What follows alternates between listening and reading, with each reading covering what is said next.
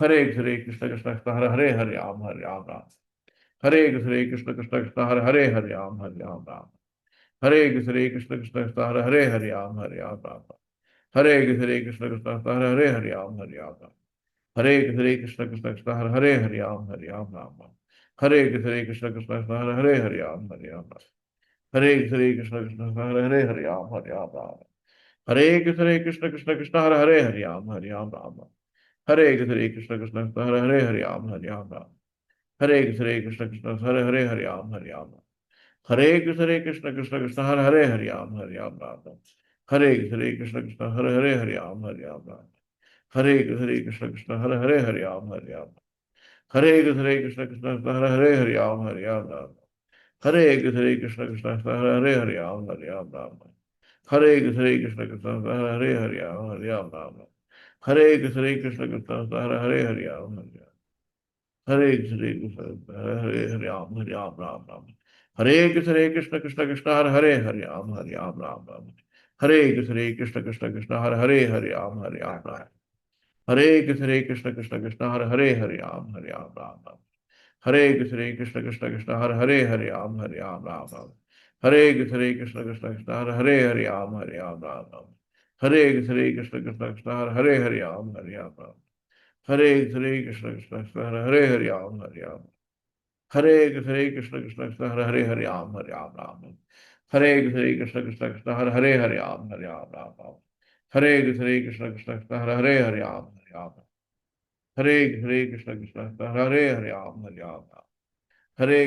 कृष्ण कृष्ण हरे राम।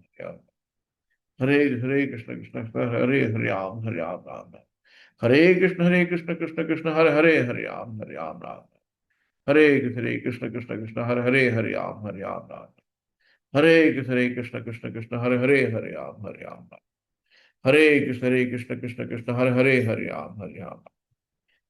जय श्री कृष्ण चैतन्य प्रभु नित्यानंद श्री अद्वैत गदाधर शिवासदि गौर भक्त। हरे कृष्णा सभी को दंड प्रणाम। हरे कृष्ण।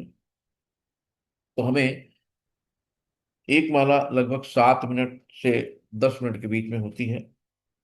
तो हमें हर चीज के लिए टाइम है, लेकिन भगवान के लिए टाइम नहीं है ना। जिसने समय बनाया, जो काल है स्वयं काल है, भगवान कहते हैं ना मैं कालों का काल हूँ, कब एक सेकंड में हार्ट अटैक कर दे, कब एक सेकंड में पैरालाइज कर दे, कब एक सेकंड में बुद्धि नष्ट कर दे, है ना।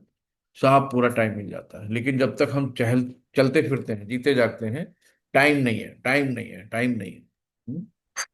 तो जो टाइम तक खुद ही जिसने टाइम है, जो भगवान स्वयं कहते हैं मैं काल हूँ, है ना। इसलिए हमें प्रेम पूर्वक 24 घंटे में कुछ नहीं तो 2 घंटे तो भगवान को समय दे दें। 2 घंटे अपने दिनचर्या में दे दें। 6 घंटे से 8 घंटे सोने में दे दें।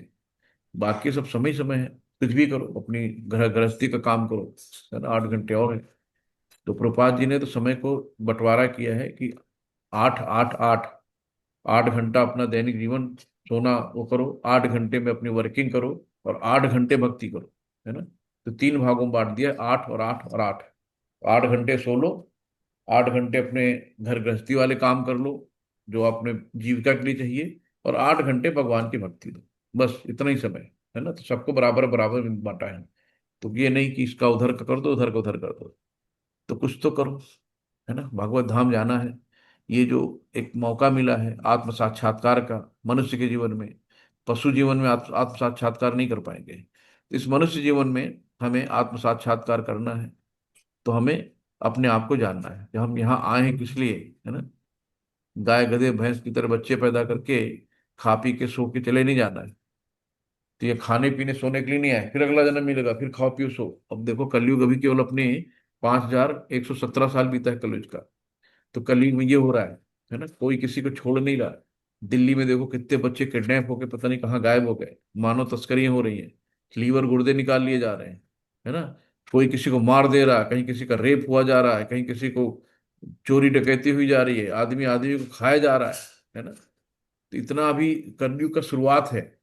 तो कलयुग जब अपनी प्रगाढ़ चरम सीमा पे अपनी जवानी में आएगा तो क्या होगा, है ना। कलयुग जब अंत में जाएगा तो क्या होगा। तो हम लोगों को चाहिए कि इसी समय एक मौका मिला है, भगवान ने कृपा की है, ज्ञान दिया है प्रभुपाद जी ने। बहुत हम लोग कृतज्ञ हैं प्रभुपाद जी के कि हमने उन्होंने हमें रास्ता दिखाया, अंधेरे से बाहर निकाल के लाए, एक प्रक्रिया दिया है ना, रास्ता, कि चलो भाई ये रास्ता है भगवत धाम जाने का। नहीं, हम लोग पता ही नहीं चलता क्या होता है भगवत धाम, कहाँ जाना है, क्या करना है, बस खाते पीते पड़े रहते। तो उनकी बहुत कृपा है हम पे। तो इसलिए अब अगर ज्ञान मिल गया है तो अब से लग जाओ, जब जागो तब सवेरा, जो भी बीत गया जाने दो, वो लौट के नहीं आ सकता है। लेकिन जो बचा है शेष, है ना, वो है विशेष। इस शेष को विशेष बना लो और भगवत भक्ति में लग जाओ, और सीधा भगवत धाम, भगवान के साथ, भगवान के जैसे गुणों से ओतप्रोत होके भगवान की लीलाओं में, भगवान की सेवाओं में तत्पर हो जाओ। तो हम अंश हैं, बार बार हम लोग जानते हैं कि हम अंश हैं। ममई वांशो जीव लोको जीवभूत सनातन, भगवान के ही सारे जीव अंश हैं। और अंश का काम है पूर्ण की सेवा करना। पूर्ण पूर्ण होता है ओम पूर्णमदः पूर्णमिदं पूर्णात् पूर्णमुदच्यते पूर्णस्य पूर्णमादाय पूर्णमेवावशिष्यते। तो हमें पूर्ण की सेवा करनी है, तो हम सेवा ही करने के लिए आए हैं। इसलिए अपनी अपनी चीजों को पहचानिए और लग जाइए। एकादशी का व्रत सबसे भगवान को प्रसन्न करने वाला होता है, भगवान की प्रिय है एकादशी। तो एकादशी का व्रत, 4 नियमों का पालन और 16 पाठ, इतना ही करना है। तो इससे हमारी कल्याण हो जाएगी और हम भगवत धाम जाने के योग्य बन जाएंगे, है ना। हो सकता है इसी जन्म में अगर थोड़ी बहुत कमियां रह जाएंगी तो भगवान फिर मौका देगा, फिर अगला जन्म मनुष्य का होगा। और जहां से आपने भक्ति छोड़ी है, उसी भक्ति से, मतलब ये आपकी केवल नहीं ना, यहाँ के रिश्ते यहीं रह जाते हैं। जितने भी परिवार में माँ बाप भाई बहन बच्चे यार, सब यहीं पे खत्म।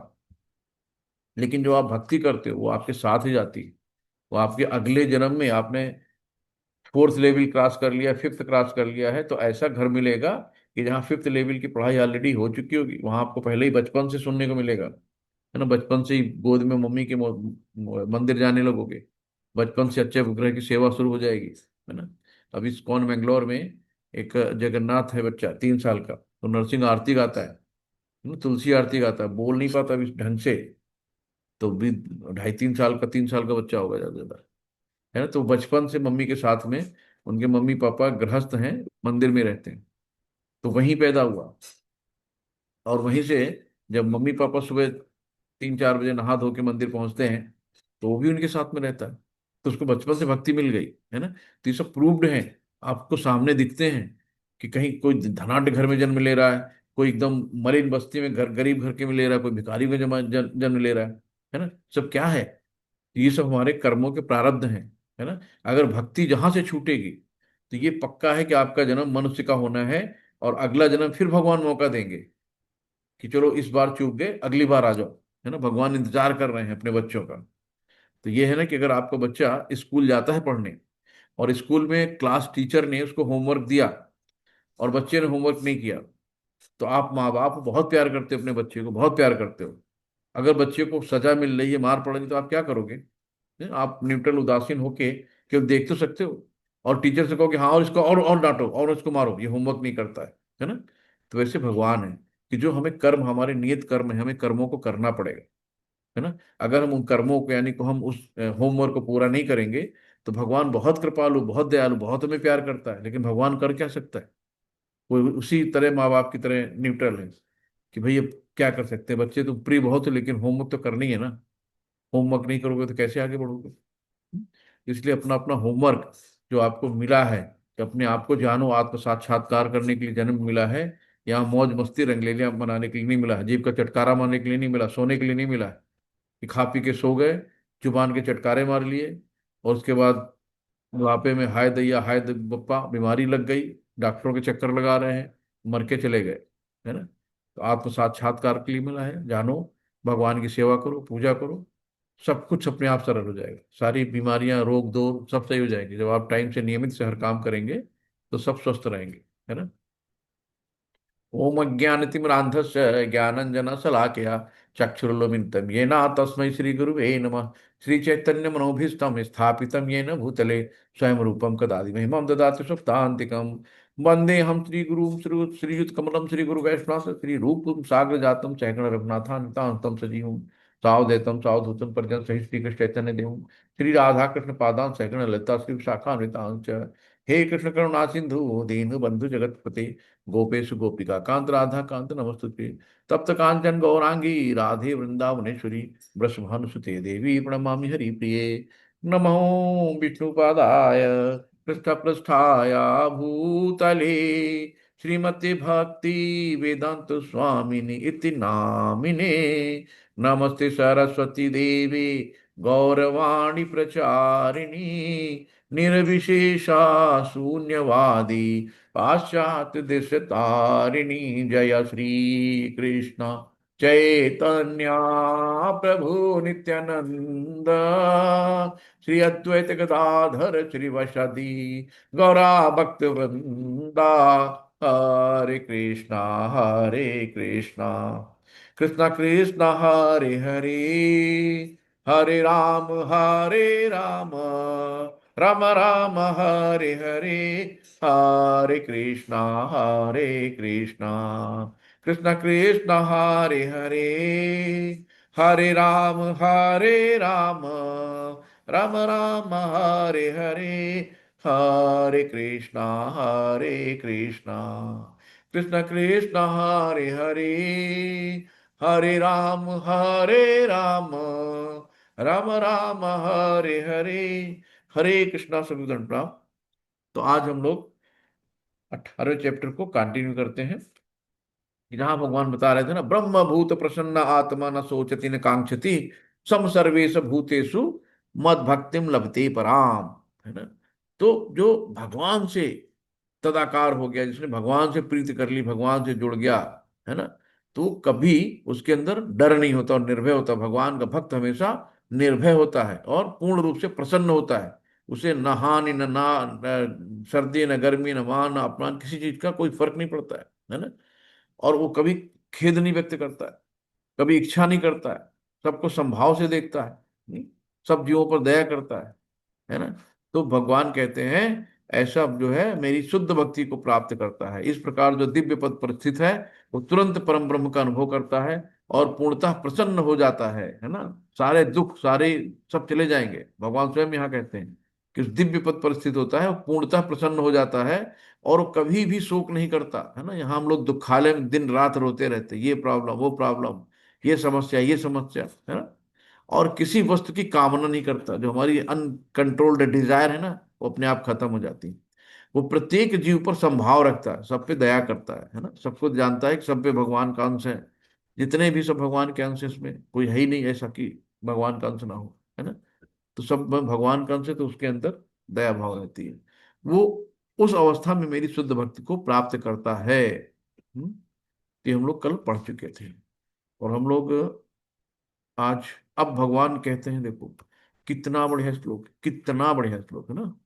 भगवान स्वयं कहते हैं कि मुझे सिर्फ भक्त ही जान सकता है ना। भगवान को जानना देवताओं के बस में नहीं है ना। शिव जी है, ब्रह्मा विष्णु भगवान को नहीं जान पाए, भगवान तक पहुंच जान ही नहीं पाए। भगवान आखिर है कहाँ, उनका आदि क्या अंत क्या है, कहाँ से आए क्या है कैसे नहीं, है ना। भगवान कहते हैं भक्त्या माँ भी जाने अति यावन्यास्मि तत्वतः। यानी तत्वतः मतलब कि जो एज इट इज, ये एकदम जो एज इट इज रूप है, सत्य रूप है तत्वतः। तो भक्त्या माँ भी जानी आती कि भक्त ही मुझे जान सकता है। यावन न्यास में, है ना, कि जैसा मैं हूं एज इट इज तत्वतः मूल रूप में, कि ततो माँ तत्वतो ज्ञाता विशदे तदनंतरम, है ना? तो तत्पश्चात मुझको एज इट इज जो है जानकर वो मुझ में प्रवेश करता है, मुझ में आता है, मुझ तक पहुंचता है ना। शिल प्रपाद की जय, गुरु महाराज जी की जय। केवल भक्त ही मुझे भगवान को यथा रूप में जान सकता है। तो केवल भक्त, सोचो भक्त की कितनी बड़ी उपमा है। जब मनुष्य ऐसी भक्ति से मेरे पूर्ण भावनामृत में होता है तो वो वैकुंठ जगत में प्रवेश कर सकता है। तो भगवान ने आपको गेट पास दे दिया है कि कौन इस गेट के अंदर आ सकता है ना। यानी भक्त, भक्त कौन है? जो भगवान की अनन्य भक्ति करता है, भगवान को अनंत रूप में समझता है। भगवान अनंत है, उनकी लीलाएं गुण नाम सब अनंत है ना। उनके अलावा अन्य कोई नहीं है, अनन्य भक्ति। तो जो भगवान की अनन्य भक्ति करता है वो भक्ति, शुद्ध भक्ति को प्राप्त होता है और वही भगवान को जान सकता है ना। तो हमें बनना है धीरे धीरे शुद्ध भक्त, प्रयास करना है ना। बहुत उच्च लेवल के होते हैं, लेकिन धीरे धीरे जब सततम कीर्तयन्तो माम भजताम प्रीतिपूर्वक, तो आप निरंतर भगवान को भजिए, भगवान की प्रेयर करिए, भगवान की सेवा करिए। तो सततो कीर्तयन्तो माम भजताम प्रीतम। तो आप जो है नियत आराम से करते रहिए अपना, बिना कुछ इच्छा के, तो भगवान आपको बुद्धि देंगे कि कैसे आपकी उनकी उनकी सेवा करनी, कैसे उन तक पहुंचना। भगवान खुद आपको रास्ता दिखाएंगे, भगवान एक गुरु भेजेंगे आपके जीवन में, है ना। तो आप बस निस्वार्थ अनकंडीशनल लव जिसको कहते हैं ना, कोई उसमें कंडीशन ना हो, अनकंडीशनल लव आप भगवान को प्रेममयी सेवा दीजिए, भगवान आपका कल्याण करेंगे। शिल प्रभुपाद की जय। तात्पर्य, भगवान श्री कृष्ण तथा उनके श्वासों को ना तो मनोधर्म द्वारा जाना जा सकता है, ना अभक्त गण उन्हें समझ पाते हैं। यदि कोई व्यक्ति भगवान को समझना चाहता है तो उसे शुद्ध भक्त के पथ प्रदर्शन में शुद्ध भक्ति ग्रहण करनी होती है। अन्यथा भगवान संबंधी सत्य यानी तत्व उसे सदा छिपा रहता है। जैसे कि भगवत गीता में कहा गया, ना हम प्रकाशम सर्वस्य, है ना, मैं सबों के समक्ष प्रकाशित नहीं होता हूँ। भगवान सबके सामने, है ना। भाई life is not never open book. हर आदमी के सामने अपनी जीवन की किताब थोड़ी खोल के रख दोगे, हर आदमी को अपने राज घर के थोड़ी बता दोगे, है ना। तो भगवान भी कहते हैं कि मैं सबों के समक्ष प्रकाशित नहीं होता हूँ। केवल पांडित्य या मनोधर्म द्वारा ईश्वर को नहीं समझा जा सकता। आप बहुत वेद शास्त्र का अध्ययन कर लो, बहुत पंडित बन जाओ, है कि हम चलो हमने बहुत शास्त्रों में अध्ययन कर लिया, मैं भगवान को समझ गया हूँ, जान गया हूँ, है ना। कृष्ण को केवल वही समझ पाता है जो कृष्ण भावनामृत में, है ना, कृष्ण में भाव, कृष्ण के प्रति भाव, कृष्ण भाव में जब कृष्ण के में भाव आएंगे तो जो अमृत रूपी रस मिलता है ना, उसे को हम कृष्ण भावनामृत कहते हैं। तो जब कृष्ण के प्रति भाव आते हैं, हमारे श्रद्धा होती है उनके प्रति, तब फिर हमें अमृत मिलता है। कृष्ण भावनामृत तथा भक्ति में तत्पर रहता है। इसमें विश्वविद्यालय की उपाधियां सहायक नहीं होती बहुत ज्यादा। एक नहीं कि बहुत पढ़े लिखे पंडित भगवान को जान गए, एक अनपढ़ गंवार आदमी जिसको कोई भी एबीसीडी नहीं आती, पढ़ना नहीं आता, वो भी भगवान को जान सकता है ना, अपने श्रद्धा और भाव से। एक कहानी आती है कि एक नारद जी एक बार गुजर रहे थे, तो एक बहुत प्रकांड ब्राह्मण थे। तो बोले कि जब कहाँ जा रहे हो नारद जी, बोले विष्णु जी के यहाँ जा रहे हैं। तो बोले अच्छा, जरा विष्णु जी से पूछ लेना कि मेरी मुक्ति कब तक है। तो बोले ठीक है भाई, पूछ लेंगे। और ऐसे चमार मोची मोची था, जूते सिल रहा था बैठ के, वो भी पूछा कहाँ जा रहे हो, बोले विष्णु जी कहाँ जा रहे हैं। बोले जरा पूछना जरा मेरी मुक्ति कब तक है। बोले ठीक है, पूछ लेंगे। तो विष्णु जी के यहाँ गए तो उन्होंने बोला कि भाई आपके पास दो क्वेश्चन हैं, एक ब्राह्मण ने किया, एक चमार ने किया है। तो बोले बताइए। तो भगवान ने कहा अच्छा एक काम करना, जब जाओगे मिलोगे तो उनसे एक बात कह देना कि भगवान सुई से हाथी निकाल रहे थे, तो सुई के छेद से भगवान हाथी निकाल रहे थे, है ना। तो ठीक है, फिर देखो क्या जवाब मिलता है, फिर बताते हैं आप। तो जब वो पहुंचे तो कहीं क्या कहा, भगवान क्या कर रहे थे। कह रहे भगवान कुछ नहीं, बैठे थे और वो सुई के छेद से हाथी निकाल रहे थे। तो जो ब्राह्मण था, बहुत पढ़ा लिखा, प्रकांड, उसने कहा क्या मूर्खों वाली बात करते हो नारद जी, है कोई प्रैक्टिकल वाली बात करो। कोई सुई से हाथी निकाल सकता भला। हम्म? तो भाई भगवान कर रहे थे तो मैंने देखा, हमने आपको बता दिया, अब आपकी मर्जी भाई। आगे पहुंचे, वो रैदास चमार मिला, जूता में टाके लगा रहा था। तो बोले भगवान क्या कर रहे थे। बोले भगवान सुई से, सुई के छेद से हाथी, लेकिन हाँ हाँ हाँ, भगवान तो कुछ भी कर सकते हैं। जब एक बरगद का वृक्ष विशाल, उसमें एकदम छोटे छोटे बीज लगते हैं, उसको आप तोड़ो तो उसमें महीन महीन बीज होते हैं, उस बीज से एक पेड़ बनता है, उस पेड़ से इतना विशाल बरगद बन जाता है ना। एक सूक्ष्म माइक्रोस्कोपिक स्पर्म ओवा जो भ्रूण में जाके फर्टिलाइज होके धीरे धीरे हाथ पैर नाक मुंह बना सकता है, इतना बड़ा शरीर बना देता है मनुष्य का, तो कुछ भी कर सकता है, भगवान है ना। तो ये होता है विश्वास, ये होती है श्रद्धा, भक्ति हम अभिजाने जाने आती। तो ऐसे भक्त हैं, है ना, कोई तर्क वितर्क वितर्क नहीं करते भगवान के उसमें, कि भगवान कुछ भी कर सकते हैं, है ना। तो ये होता है। तो ब्राह्मण की मुक्ति नहीं होनी थी, उस रैदास यानी चमार की मुक्ति होनी थी, है ना। ये क्वेश्चन का जवाब मिल गया उनको बैठे बैठे। इस तरीके से होता है कि हमें पूर्ण रूप से भगवान के लिए समर्पित होना चाहिए, शरणागत होना चाहिए, है ना, श्रद्धा होनी चाहिए, विश्वास होना चाहिए। तो जो व्यक्ति कृष्ण विज्ञान तत्व को पूर्णतः अवगत है, वही वैकुंठ या कृष्ण के धाम में प्रवेश कर सकता है। ब्रह्मभूत होने का अर्थ ये नहीं है कि वो अपना स्वरूप खो देता है। भक्ति तो रहती ही है, और जब तक भक्ति का अस्तित्व रहता है तब तक वो ईश्वर, तब तक ईश्वर भक्त तथा भक्ति की विधि रहती है। ऐसे ज्ञान का नाश मुक्ति के बाद भी नहीं होता। मुक्ति का अर्थ है देहात्म बुद्धि से मुक्त, है ना। मुक्ति का मतलब होता है कि इस देह से मुक्ति हो गई, है ना। हम ये शरीर रूपी है ना, हम इस शरीर को बड़ा प्यार करते हैं, बड़ा साबुन क्रीम तेल लगा के बड़े प्यार से रखते हैं, कहीं इसको छुई मुई लगा बना, कहीं दर्द ना हो जाए, कहीं ज्यादा इसको एक्सर्शन ना हो जाए, कहीं थक ना जाए, है ना। इस शरीर को जितना रगड़ लो, जितना रगड़ लो, शरीर जैसे किराए का है। आप जैसे कोई चीज मांग के लाते हो ना, है ना, किसी गाड़ी लाए तो घर के चला लो यार, कौन सी अपनी है। किसी की बुक लेके आए, मान लो पढ़ने वाले व्यक्ति हैं, तो आपको लगता है हमें देना है 3 दिन बाद, 4 दिन बाद, तो और आप स्पीड में पढ़ते हो, उसको अच्छे से पढ़ते हो, देना है। ऐसे शरीर भी यहाँ छोड़ना है हमें, ये ध्यान रखो। इस शरीर को लेके नहीं जाना है। इस शरीर को जितना रगड़ लोगे, इस शरीर से जितना काम ले लोगे, है ना, जितना शरीर का, आदमी 2-2 3 घंटे जिम जाता है मेहनत करने के लिए, क्यों? शरीर मजबूत हो। तो क्या करता है? पसीना निकालता है ना, कसरत करता है। इस शरीर को जितना आप यूज करोगे, जितना आप मेहनत करोगे, उतना शरीर मजबूत होगा। और शरीर को जितना आराम दोगे, उतना ही रोगी हो जाएगा, उतना ही बीमारियां आएंगी इसमें। तो आपको शरीर को रगड़ना है। आदमी 2-2 घंटे जिम जाके पसीना क्यों निकालता? पैसा भी देता है और मेहनत भी करता है। अरे वो 2 घंटे घर पे मेहनत कर लो, भगवान के अर्चा विग्रह की सेवा कर लो, घर की साफ सफाई कर लो, अच्छे से एक्सरसाइज कर लो, तो पैसा भी बचेगा और शरीर भी मजबूत रहेगा, और घर भी चकाचक रहेगा आपका, है ना। तो हम लोग आलसी हैं, बहुत तमोगुणी में है।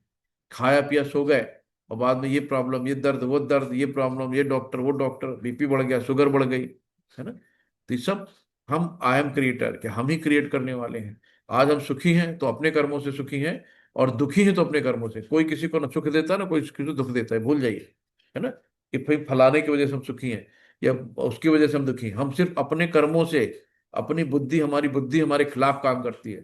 हमारी बुद्धि हमारी दुश्मन है ना। हमें हमेशा गलत मार्ग पे ले जाती है। ये इधर चलो, ये नहीं करना, वो नहीं करना, ये नहीं करना। तो हमारी बुद्धि हमारे खिलाफ काम करने लगती है। तो अपनी बुद्धि को हमें कृष्ण भावनामृत में लाना है, अपनी बुद्धि को कृष्ण के प्रति लगाना है, कृष्ण की सेवा में लगाना है। तो दाम ददामि बुद्धि योगम तम, भगवान हमें बुद्धि देंगे। कौन सी? अच्छी वाली। ये दुष्ट मन को भगाएंगे।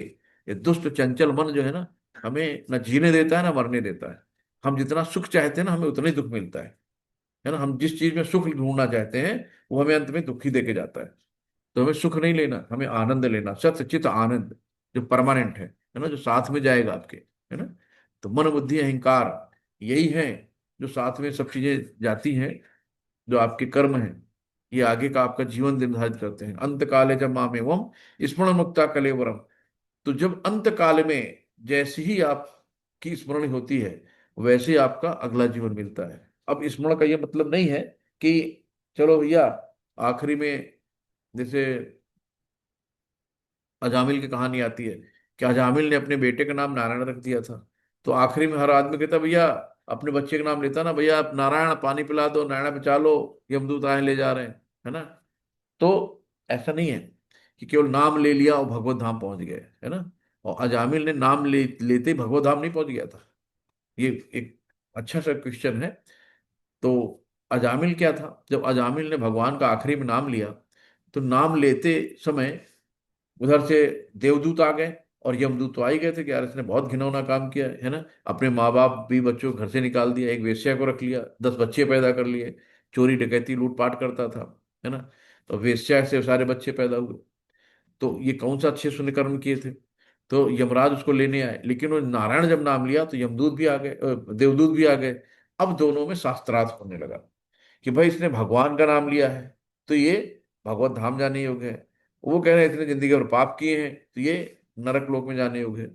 तो दोनों का शास्त्रार्थ होता है। तो शास्त्रार्थ, मरा नहीं था वो, नाम आखिरी में बचाओ, मरा नहीं था। तो उसने शास्त्रार्थ तो सुना, तो फिर सीधे वो हरिद्वार चला गया। हरिद्वार जाके उसने नाम जप किया। उसको जब ज्ञान हुआ, क्योंकि भाई कहीं ना कहीं पहले बीज थे, ब्राह्मण था और भक्त के घर में पैदा हुआ था, बीच में भटक गया था वेश्या को देख के। तो उसने फिर क्या किया, हरिद्वार जाके नाम जप किया, है ना।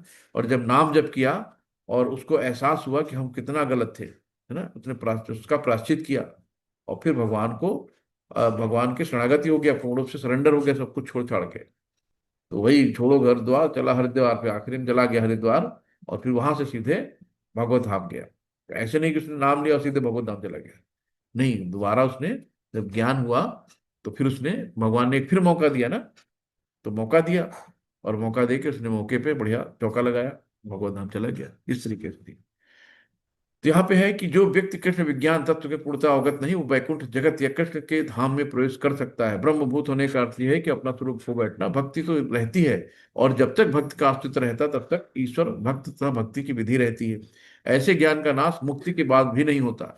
मुक्ति का अर्थ है देहात्म बुद्धि से मुक्ति पाना, है ना। हमें ये देहात्म रूप में नहीं रहना है, देह को छोड़ना है। हमेशा ध्यान रखो कि जिस देह को जितना हम सजा संवार रहे हैं, जितना लाली लिपस्टिक क्रीम पाउडर, जितना घी दूध तेल मक्खन खिला रहे हैं इसको ना, सब ये छोड़ के चला जाएगा एक दिन, है ना।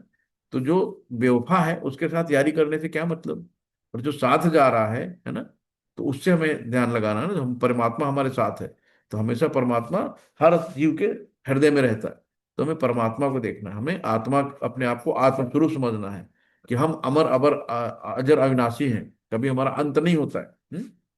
लेकिन हम कौन है ये तो जानो, हम आत्मा हैं, न कि शरीर।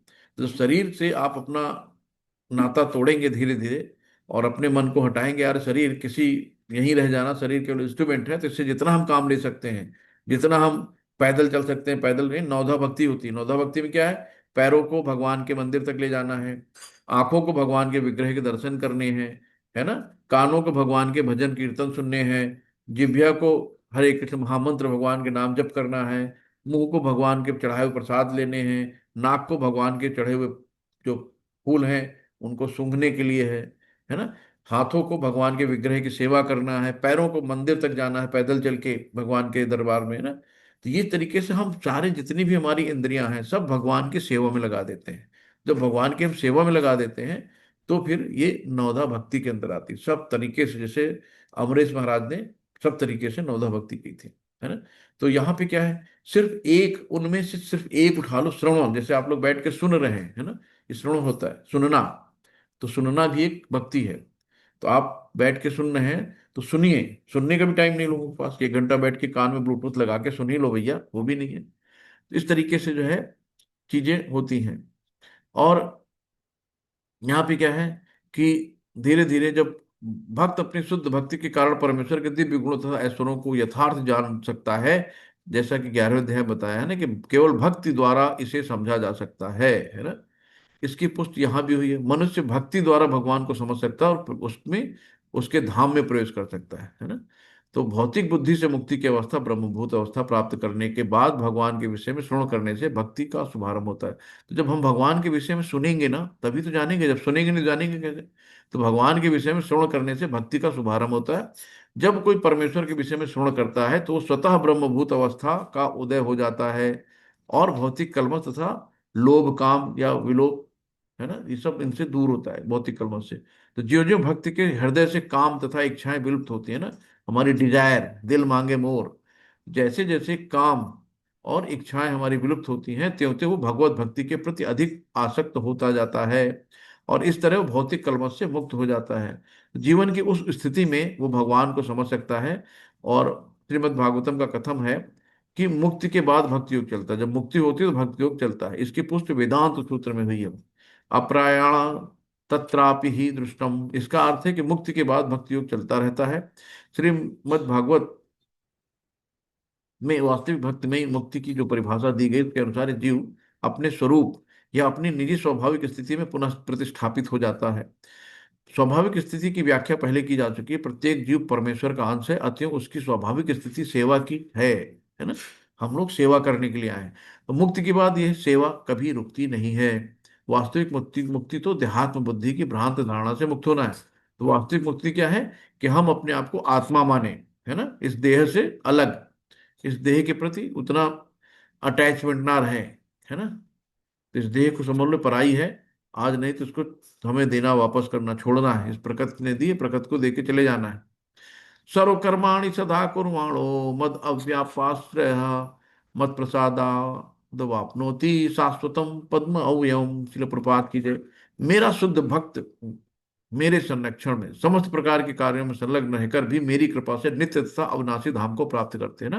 भगवान फिर यहाँ कह रहे हैं कि मेरा शुद्ध भक्त मेरे संरक्षण में, भगवान के संरक्षण में जो रहता है ना, भगवान का शुद्ध भक्त होता है, समस्त प्रकार के कार्यों में संलग्न है। कि आप सारे काम करो, अपनी दिनचर्या जो भी करना है, आपको परिवार पालना है, घर गृहस्थी के लिए कमाई करनी है ना, सब करो, लेकिन भगवान के संरक्षण में रह के करो, भगवान को सेंटर में मान के करो। भगवान कहते हैं मेरी कृपा से नित्य तथा अविनाशी धाम को प्राप्त होता है। तो भगवान वही कहते हैं ना कि तेसाम सतत युक्ता नाम भजताम प्रोति रूपम, भगवान बुद्धि देते हैं। तो सदा 24 घंटे 100% परमेश्वर के निर्देश में कार्य करने का संकल्प होता है। ऐसे भक्त पर जो कृष्ण भावना में रहता है, भगवान अत्यधिक दयालु होते हैं। वो समस्त कठिनाइयों के बावजूद अंततो गत्वा दिव्य धाम या कृष्ण लोक को प्राप्त करता है ना। वहां उसका प्रवेश सुनिश्चित रहता है, इसमें कोई संशय नहीं है। उस परम धाम में कोई परिवर्तन नहीं है, जहां प्रत्येक वस्तु शाश्वत, अविस्मर तथा ज्ञानमय होती है। चेतसा सर्वकर्माणि मयि सन्न्यस्य मत्परा बुद्धि योगमुपाश्रित्यं मच्चित्तः सततम भव। शिल प्रपात के सारे कार्यों के लिए मुझ पर निर्भर रहो। भगवान कहते हैं ना, डिपेंड रहो, मुझ पर निर्भर रहो, है ना। जब दुख आता है तो भगवान को याद आते हैं, और जब दुख नहीं आता है ना तो सब मैंने करा, मेरा है। लेकिन भगवान कहते हैं सारे कार्यों पर मुझ पर निर्भर रहो। जब आप किसी पे पूर्ण रूप से विश्वास करते हो, भरोसा करते हो ना, पहले विश्वास करना तो सीखो। यहाँ आदमी घर पे अपने पति बच्चों पे विश्वास नहीं कर पाता है ना।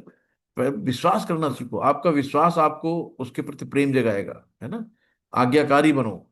तो सारे कार्य के लिए मुझे निर्भर रहो और मेरे संरक्षण में सदा कर्म करो, है ना। तो आपको गार्जियनशिप की जरूरत है। जैसे बच्चे होते हैं ना, तो बच्चे हमेशा माँ बाप के संरक्षण में रहते हैं और माँ बाप पे निर्भर रहते हैं और हमेशा प्रसन्न रहते हैं, उन्हें कोई टेंशन नहीं रहती।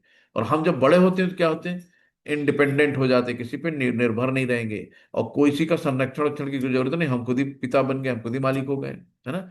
यही मेरे दुख का कारण है। तो हमेशा क्या करना है, आपको भगवान पे निर्भर होना है और उनके संरक्षण में रहना है ना, उनके गार्जियनशिप में रहना है। ऐसी भक्ति से मेरे प्रति पूर्णतः सचेत रहो। तो ऐसी भक्ति में मेरे प्रति पूर्णतः सचेत रहो, है ना। भगवान एकदम कहते हैं अटेंशन दे रहे हैं।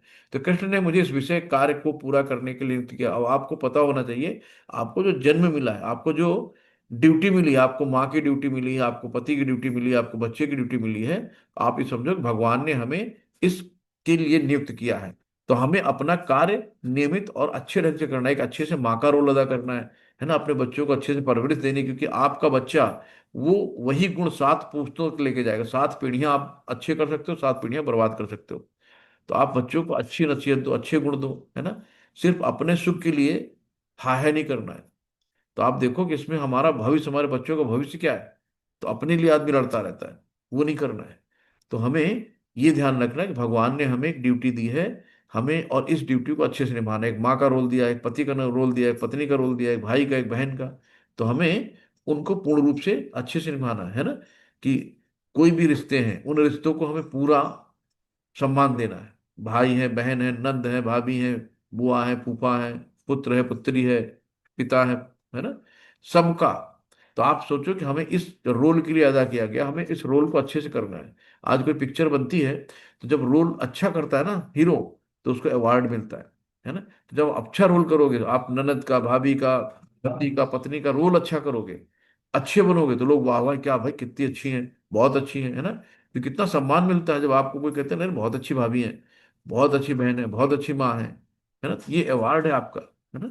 जो लोग अच्छा कहें, अपने आप में तो सभी अच्छे रहते हैं, अपने मन में अच्छे रहते हैं, अपने परिवार में अच्छे रहते हैं। लेकिन जब बाहर से लोग कोई आपको कहते हैं ना हाँ बहुत अच्छा है ना, बहुत अच्छे रिश्तों की परवरिश है। तो सब चीजों को ध्यान रखना है और सबको कृष्ण का भक्त बनाना है। ये भी आपके जितने भी रिश्ते हैं, आपकी रिस्पॉन्सिबिलिटी, आपको ज्ञान है तो आपको क्या करना है, उनको भक्त बनाना है ना। तो भक्त कब बनाओगे, जब आप उनकी सुनोगे, है ना। जब आप उनसे सुनोगे, उनकी सुनोगे, जब विचारों का आदान प्रदान होगा, तभी तो आप अपनी बात कह पाओगे। और आप अपने एटीट्यूड में हो, अपने एटीट्यूड में हो, हैं हम क्यों बात करें, है ना। उन्होंने मेरे लिए क्या किया, पहले वो कहें तो फिर हम कहेंगे। ये सब कुछ नहीं है, सब यहीं सब धरा रह जाएगा। प्रेम से बात करो, प्रेम से बोलो, सबकी हालचाल लो। कौन कब बिछड़ जाए किसी को नहीं पता, कौन कब साथ छोड़ दे किसी को नहीं पता, है ना। तो लड़ाई मत करो, सबके साथ प्रेम पूर्वक रहो। तो इस प्रकार का कार्य कृष्ण भावनामृत की भक्ति में नहीं आता। मनुष्य को चाहिए कि कृष्ण के आदेश अनुसार कर्म करे। और ये अत्यंत महत्वपूर्ण बात है कि कृष्ण का ये आदेश गुरु परंपरा द्वारा प्रामाणिक गुरु से प्राप्त होता है ना। तो जो गुरु कौन है, भगवान के रिप्रेजेंटेटिव हैं, भगवान के जो रिप्रेजेंटेटिव हैं। तो अतएव गुरु के आदेश को जीवन का मूल्य कर्तव्य समझना चाहिए। यदि किसी प्रमाणिक गुरु प्राप्त हो जाता है किसी को, वो निर्देशानुसार कार्य करता है, तो कृष्ण भावनामृत जीवन की शुद्धि सुनिश्चित है। मच्चित सर्वगुणाति मत प्रसादातिरिष्यसि अथ चेतव्यमहंकारान् श्रोष्यसि विनश्यसि। शिल प्रपात की जय। यदि तुम मुझसे भावना मत भावित होगे, यदि तुम मुझसे भावना भावित होगे, तो मेरी कृपा से तुम बद्ध जीवन के सारे अवरोधों को लांघ जाओगे। तो भगवान कहते जब मुझसे दिल लगाओगे, है ना, तो मेरी कृपा से तुम जितने भी कठिन से कठिन अवरोध हैं सबको लांघ जाओगे। और यदि तुम मिथ्या अहंकार बस ऐसी चेतना में कर्म करोगे और मेरी बात नहीं सुनोगे, तो तुम विनष्ट हो जाओगे। भगवान साफ साफ कह रहे हैं ना कि अपने अहंकार में, "हाँ, जो करेंगे हम करें, कोई कुछ नहीं करता है ना।" और ऐसी चेतना जो गलत है। आज आपके पास पैसा है, दौलत है, तो आप ये थोड़ी कि आप सब कुछ आप ही हो गए, है ना। कब भगवान आपको राजा से रंक बना देंगे और कब रंग से राजा बना देंगे, कोई नहीं जानता है। भगवान कहते हैं कि तुम मुझसे भावना भावित होगे और मेरी कृपा से तुम बद्ध जीवन के सारे अवरोधों को लांघ जाओगे। तो जितने भी कठिन से कठिन मार्ग हैं, भगवान कहते हैं ना कि जो गाय का खुर होता है ना, तो जैसे गाय का खुर नांग जाओगे, ऐसे ये भवसागर समुद्र को नांग जाओगे। समुद्र भी आपको गाय के खुर के बराबर लगेगा। तो गाय का खुर में जैसे इंप्रेशन होता है ना, पानी भर जाता है, तो लगा ये नांग गए। तो वैसे इतना विशाल भवसागर समुद्र भी आप पार कर जाओगे भगवान की कृपा से। तो तो ये है कि प्रकृति के नियमों से ये नहीं सोचना चाहिए कि हम प्रकृति के नियमों से स्वतंत्र हैं, कर्म करने के लिए मुक्त हैं। तो पहले से कठोर नियमों, भौतिक नियमों के अधीन है, लेकिन जैसे ही वो कृष्ण भावनामृत होकर कर्म करता है ना, भगवान को सेंटर में रख के, तो भौतिक दुश्चिंताओं से मुक्त हो जाता है ना। आज हम भौतिक दुश्चिंताओं में, मुझे आज हम दुखी क्यों हैं कि सब कुछ लगता है मैं ही करता हूँ, है ना। मैं ही अपने बच्चों को पालता हूँ, मैं ही अपने बच्चों को पढ़ाता हूँ, मैं ही अपने बच्चों को कैरियर बनाऊंगा, मैं ही सब कुछ कर लूंगा। बच्चा बच्चा मेरा मेरा, इसी में इतना अटैच रहता है, उसी में दुखी रहता है ना। तो सब आप सोच लो, बच्चे भगवान के हैं, जो भगवान करेगा ठीक करेगा, है ना। सब सौंप दो प्यारे प्रभु को, सब सरल हो जाएगा। जब तक हम सौंपते नहीं हैं तब तक हम दुखी हैं। जिस दिन हम सब सौंप देंगे हम सुखी हो जाएंगे, है ना। तो हमें क्या करना है कि विश्वास करना है, तेरा तुझको अर्पण क्या लागे मेरा, केवल गाना नहीं गाना है। तो मनुष्य को भली बात जान लेना चाहिए कि जो कृष्ण भावनामृत में सक्रिय नहीं है, वो जन्म मृत्यु रूपी सागर के भंवर में पड़कर अपना विनाश कर रहा है ना। जो भक्ति में नहीं है, वो जन्म मृत्यु रूपी सागर है, जहाँ पे पुनर्जन्म पुनर्मर, फिर आए फिर मरे फिर पैदा हुए फिर अगले जन्म मिला, किसका जन्म मिला पता नहीं, है ना। नरक योनि में जा रहे हैं, निम्न योनि में जा रहे हैं, हमारे कैसे कर्म तमोगुणी हैं, तो निम्न योनि में जा रहे हैं, पशु योनि बन रहे हैं, राक्षस योनि में जा रहे हैं, है ना। कि हम, भाई मनुष्य जन्म एक बहुत अच्छा जन्म है, जो देवता लोग भी तरसते हैं ना। तो इसलिए हमें बहुत बढ़िया मौका मिला है, इस मौके को हमें छोड़ना नहीं है। आत्म साक्षात करना है, भगवान की भक्ति करके सीधे भगवत धाम चले जाना, जहाँ से फिर हमें लौट के इस दुखालय, ये जो पृथ्वी लोक है ना, ये जन्म मृत्यु जरा व्याधि, यहाँ पे जन्म मृत्यु बुढ़ापा रोग सब भरे हुए हैं, तो यहाँ पे लौट के नहीं आना है, ये है। तो हमें क्या करना है कि वो कर्म करने के लिए मुक्त हैं, क्योंकि प्रत्येक किया हुआ कर्म कृष्ण द्वारा प्रेषित तथा गुरु द्वारा पुष्ट होता है। यद अहंकारम आश्रितम न योक्तस्य इति मन्यसे, मिथ्यैष व्यवसायस्ते प्रकृतिस्थां नियोक्ष्य नियोक्ष्यति। श्री शिल प्रपात की जय।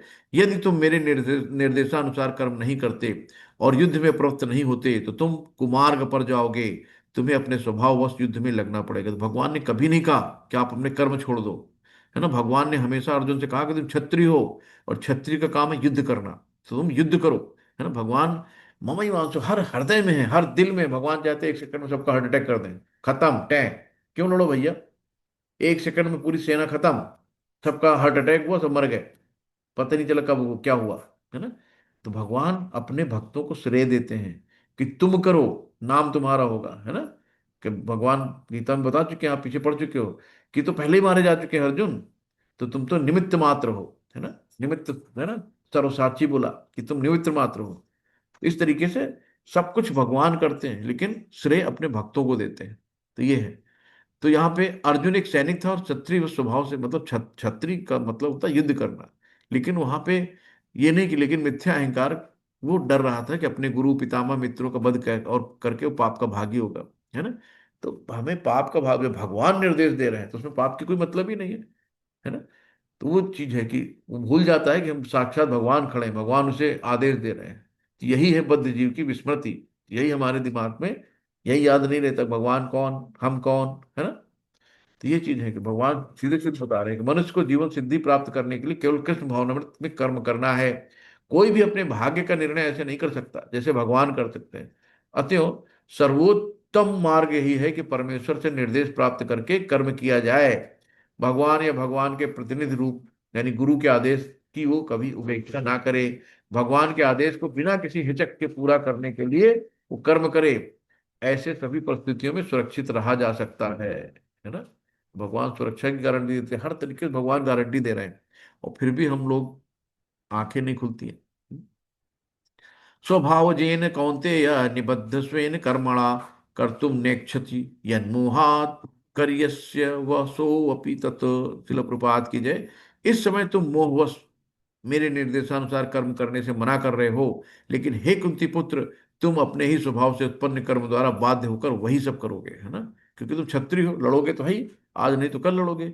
लेकिन अभी मैं तुमसे कह रहा हूं तो अभी तुम्हें समझ में नहीं आ रहा है। यदि कोई परमेश्वर के निर्देशानुसार कर्म करने से मना करता है, तो उन गुणों द्वारा कर्म करने के लिए बाध्य होता है जिनमें वो स्थिति है।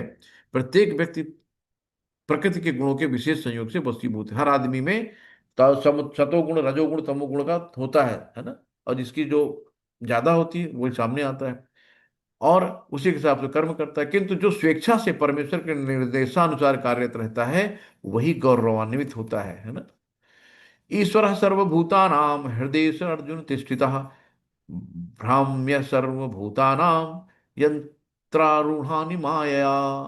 यानी कि यहाँ पे इस समस्त जीवों के हृदय में रहने वाले, है ना, हे अर्जुन, परमेश्वर प्रत्येक जीव के हृदय में स्थित है ना। ईश्वर सर्वभूतानां, तो परमेश्वर प्रत्येक जीव के हृदय में स्थित है, और भौतिक शक्ति से निर्मित यंत्र में सवार, बहुत है ना, सवार की भांति बैठे समस्त जीवों को अपनी माया से घुमा रहे हैं यानी भरमा रहे हैं।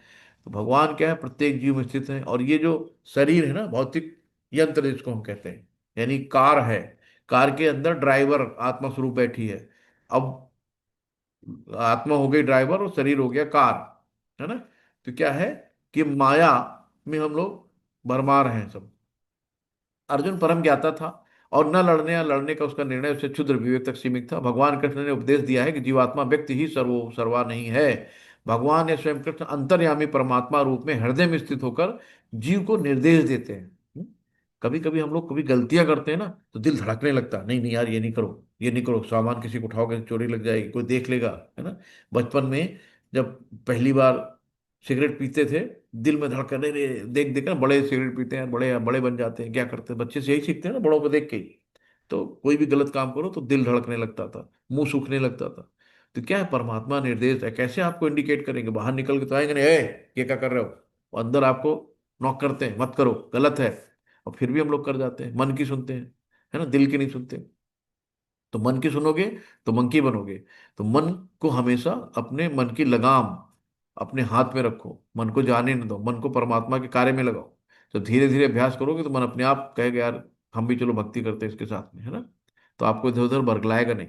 तो जीव जितना योग्य होता है उतना ही पाता है। भौतिक शरीर द्वारा वहन किया जाता है, परमात्मा के निर्देश में भौतिक शक्ति द्वारा उत्पन्न किया जाता है।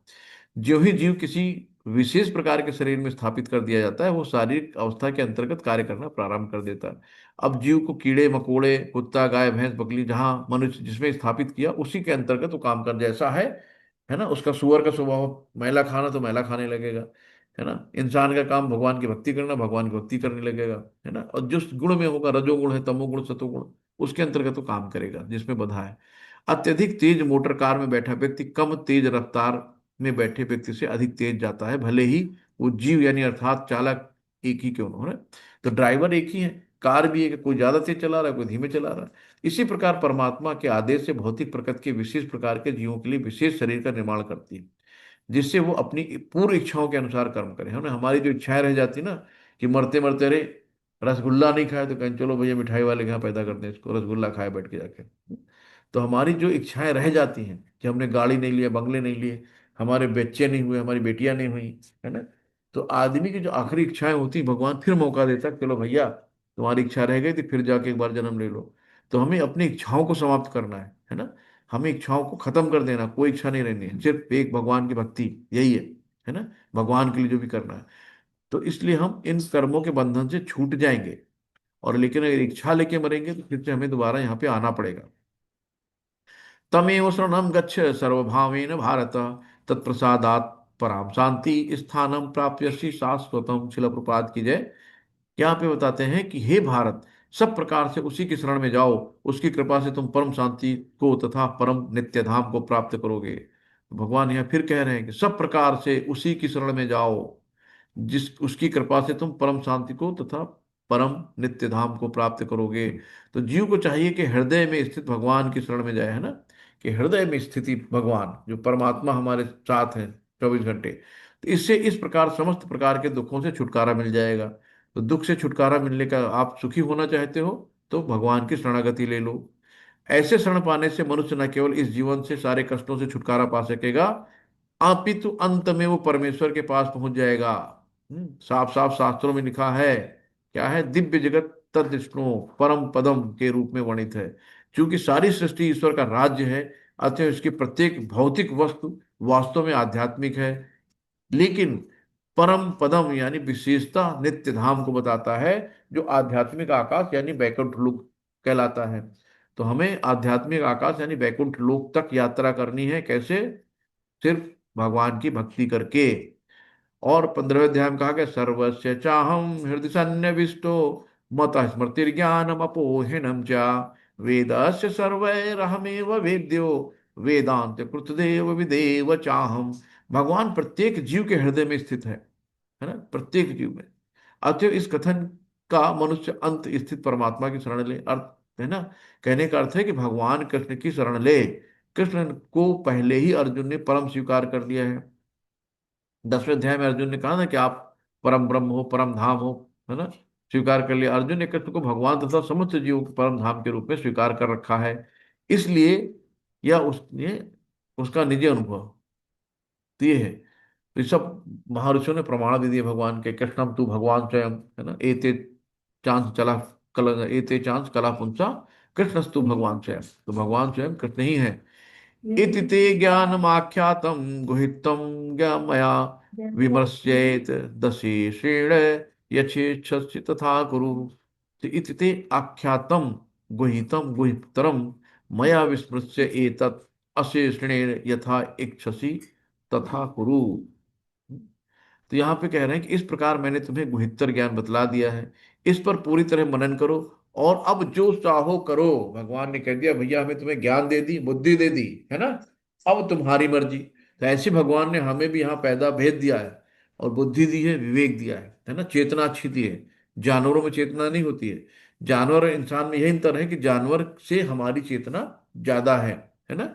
तो भगवान ने कहा मैंने तुम्हें ज्ञान दे दिया है, पूरी तरह से समझा दिया है, अब मनन करो और तुम्हारी जो मर्जी हो करो। भैया तुम्हें लड़ाई करनी करो, युद्ध करना करो ना करो, अपने कर्म करना है करो नहीं करो, तुम्हारी मर्जी, है ना।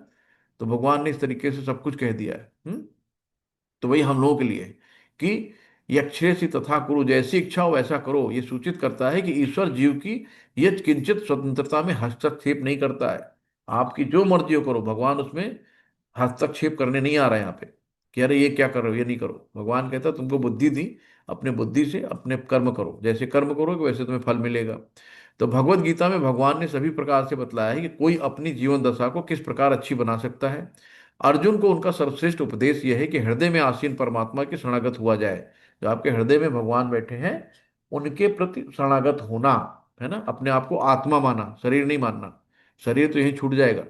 यही विवेक से मनुष्य को परमात्मा के आदेशानुसार कर्म करने के लिए तैयार होना चाहिए। इससे मनुष्य निरंतर कृष्ण भावनामृत में स्थित हो सकेगा, जो मानव जीवन की सर्वोच्च स्थिति है। अर्जुन को भगवान प्रत्यक्ष रूप युद्ध करने का आदेश दे रहे हैं। शरणागत होने के पूर्व जहां तक बुद्धि काम करे, मनुष्य को इस विषय पर मनन करने की छूट मिली है और भगवान के आदेश को स्वीकार करने की यही सर्वोत्तम विधि है। ऐसा आदेश कृष्ण के प्रमाणिक प्रतिनिधि स्वरूप गुरु के माध्यम से ही प्राप्त होता है। सर्वगुहितम भूयः शृणु मे परम वचः इष्टो असि मे दृढ़ि मिति ततो वक्ष्यामि ते हितम। शिला प्रपात की जय। यहाँ भगवान कहते हैं क्योंकि तुम मेरे अत्यंत प्रिय मित्र हो, है ना। भगवान का जो शिष्य होता है ना, जब भगवान का भक्त होता है, भगवान उसको अपना मित्र बना लेते हैं। अतः मैं तुम्हें अपना परम आदेश, है ना, जो सर्वाधिक गुह्य ज्ञान है, बता रहा हूं और अपने हित के लिए सुनो। तत्क्षणु कहा भगवान ने फिर से। तो यहाँ पे अति गुह्य ज्ञान क्या है? देखो कई तरीके से कि जो अर्जुन को गुह्य ज्ञान दिया यानी ब्रह्म ज्ञान दिया, तथा गुहितर ज्ञान परमात्मा का ज्ञान दिया, है ना। पहले तो एक होता है कि ज्ञान कि हम शरीर नहीं आत्मा है। फिर दूसरा ज्ञान होता है कि हम हर जो भगव जितने भी जीव हैं सबके हृदय में आत्मा के साथ परमात्मा क्षीर दक्षय विष्णु के रूप में वास करता है। तीसरा ज्ञान क्या है कि हमें कैसे भगवत भक्ति यानी भगवत धाम जाना है, कैसे हमें भक्ति करनी है ना, कि साधना भक्ति करनी जो गुरु के द्वारा बताए गए साधन हैं, उनसे भक्ति करके हमें सीधे भगवत धाम जाना है ना। तो इस तरीके से गुहि ज्ञान, गुहित्र ज्ञान और गुहितम ज्ञान, है ना, तो ये सब भगवान ने बताए हैं कि एक से एक पन्ना खोला है। यह है भगवान के शरणागत होने के ज्ञान। और वो कहा है कि 9वें अध्याय में कि मन मना भो मद भक्तो मद्याजी मन नमस्कुरु ममई वैश्यसि सत्यम ते प्रतिजानो प्रिय में से। तो ये मन मना भो मद भक्तो मद्याजी मन नमस्कुरु 2 बार बोला भगवान ने। एक बार 9.35 में बोला है 9वें अध्याय के 35वें श्लोक में, और एक बार बोला है 18वें अध्याय के 65वें श्लोक में, है ना। 2 बार भगवान ने कहा कि मुझ में ही ध्यान लगाओ, मेरा ही चिंतन करो, मुझे ही नमस्कार करो, है ना। तो सदैव मेरा चिंतन करो। तो उसी आदेश को यहाँ भगवत गीता के सार के रूप में जो जोर दे के लिए दोहराया जा रहा है। ये सार सामान्य जन की समझ में नहीं आता, है ना। लेकिन जो कृष्ण को समुचित अत्यंत प्रिय है, कृष्ण का शुद्ध भक्त है, वो समझ लेता है। सारे वैदिक साहित्यों में सर्वाधिक महत्वपूर्ण आदेश है। इस प्रसंग में जो कुछ कृष्ण कहते हैं वो ज्ञान सर्वाधिक महत्वपूर्ण अंश है। इसका पालन न केवल अर्जुन द्वारा होना चाहिए अपितु समस्त जीवों द्वारा होना चाहिए। तो ये श्लोक सामने आ गया, मन मना भो मद भक्तो मद्याजी मन नमस्कुरु ममि वैश्यसि सत्यम ते प्रतिजानो प्रियोस्मे। शीला प्रभुपाद की जय। भगवान क्या कहते हैं, सदैव मेरा चिंतन करो। पहला क्या कहा, सदैव मेरा चिंतन करो, भगवान के बारे में ही आपको परमानेंट सोचना है ना। आपका हर भगवान एक दिमाग में बैठे, हमेशा भगवान का नाम जब चलता रहे मन में, कोई भी काम करो भगवान का नाम लेते रहो। भगवान क्या कहते हैं, सदैव मेरा चिंतन करो, मेरे भक्त बनो, मेरी पूजा करो और मुझे नमस्कार करो। इस प्रकार तुम निश्चित रूप से मेरे पास आओगे।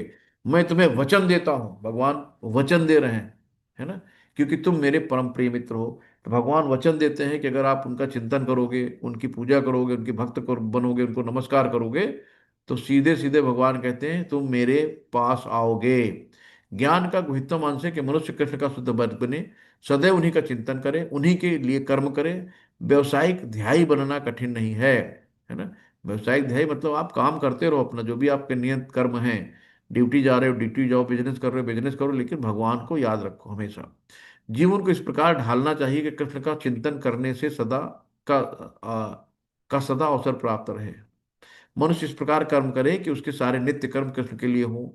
वो अपने जीवन को इस प्रकार व्यवस्थित करे कि 24 घंटे कृष्ण का ही चिंतन करता रहे। और भगवान की प्रतिज्ञा है कि वो इस प्रकार कृष्ण भावनामय होगा और निश्चित रूप से कृष्ण धाम को जाएगा, जहां वो साक्षात कृष्ण के सानिध्य में रहेगा। ये गुह्यतम ज्ञान अर्जुन को इसलिए बताया गया क्योंकि वो कृष्ण का प्रिय मित्र सखा है। जो कोई अर्जुन के पथ का अनुसरण करता है वो कृष्ण का प्रिय सखा बनकर अर्जुन जैसी सिद्धि प्राप्त करेगा। तो जो अर्जुन के अर्जुन हम लोगों के लिए प्रश्न कर रहे थे, है ना, अर्जुन का अनुसरण करना है ना, कि जो अर्जुन ने क्वेश्चन किए भगवान ने उसके उत्तर दिए। तो जब भगवान साक्षात हमें मार्गदर्शन दे रहे हैं और फिर भी हमारी आंखें ना खुलें, फिर भी हम अपने उसमें लगे रहें, तो हम लोगों से बड़ा मूर्ख कौन हो सकता है। तो हमें ये दुष्ट मन को हटाना है और कृष्ण मन को लाना है ना। तो ये शब्द इस बात पर बल देते हैं कि मनुष्य को अपना मन उस कृष्ण पर एकाग्र करना चाहिए जो दोनों हाथों में वंशी धारण किए हुए है ना। तो एक भक्त जो है श्याम सुंदर रूप को देखना चाहता है, वो बहुत नहीं चाहता कि विराट रूप दिखाओ या चतुर्भुज देखो, वो द्विभुज श्याम सुंदर को देखना चाहता है ना।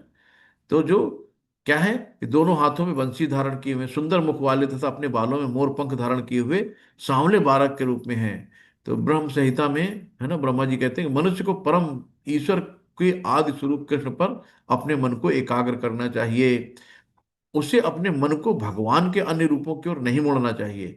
भगवान नाना रूप है, यथा विष्णु नारायण राम वराह आदि, किंतु भक्त को चाहिए कि अपने मन को उस एक रूप में केंद्रित करे जो अर्जुन के समक्ष था, यानी द्विभुजी श्याम सुंदर वंशी धारण किए हुए सुंदर मुख वाले मोर पंख लगाए हुए भगवान कृष्ण है। तो कृष्ण के रूप पर मन की एकाग्रता ज्ञान का गुहितम अंश है, जिसका स्पष्टीकरण प्रकटीकरण अर्जुन के लिए किया गया है, क्योंकि वो कृष्ण का अत्यंत प्रिय सखा है।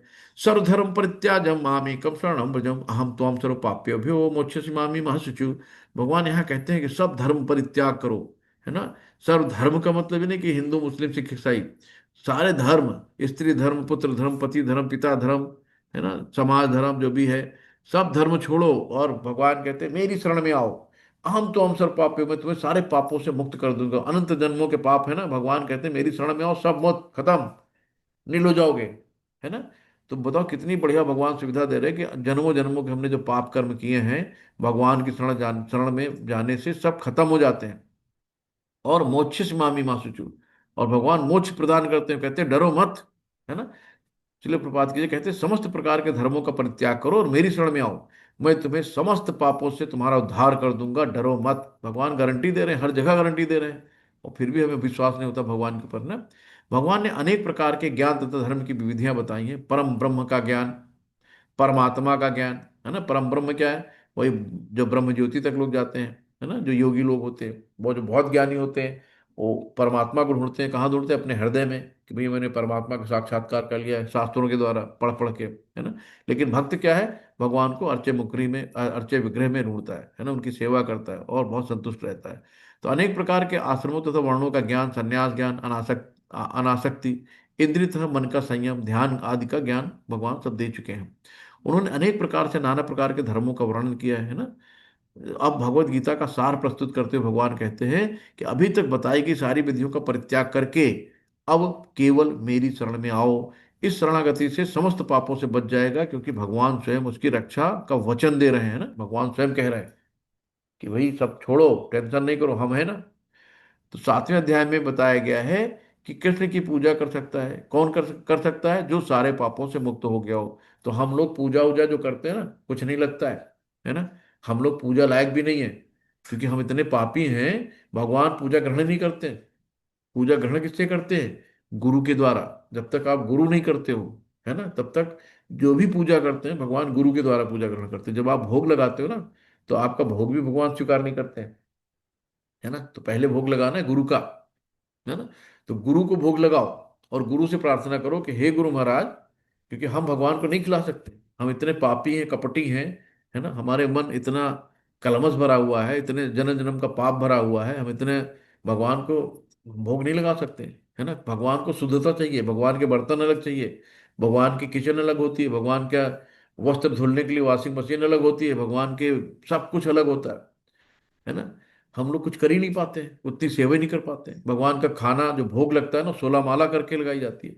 भगवान को भोग लगाते समय हमें जो भी छौंका बघारी करती है, जो भी उसमें महक आती है, हमें मुंह में लार भी नहीं आनी चाहिए, क्योंकि भगवान जब तक पहले नहीं खा लेते हैं, है ना। इतना कंट्रोल होना चाहिए अपनी इंद्रियों पे, इतनी शुद्धता से खाना बनाया जाता है, एक एक चीजों को ध्यान रखना होता है ना। और जो भी करते हैं सिर्फ अपने कन्हैया के लिए कर रहे हैं, ध्यान में रहे कि हम भगवान के लिए भोग लगा रहे हैं। तो इतनी पवित्रता से भोग लगाया जाता है, तभी तो उसको महाप्रसादम कहा जाता है।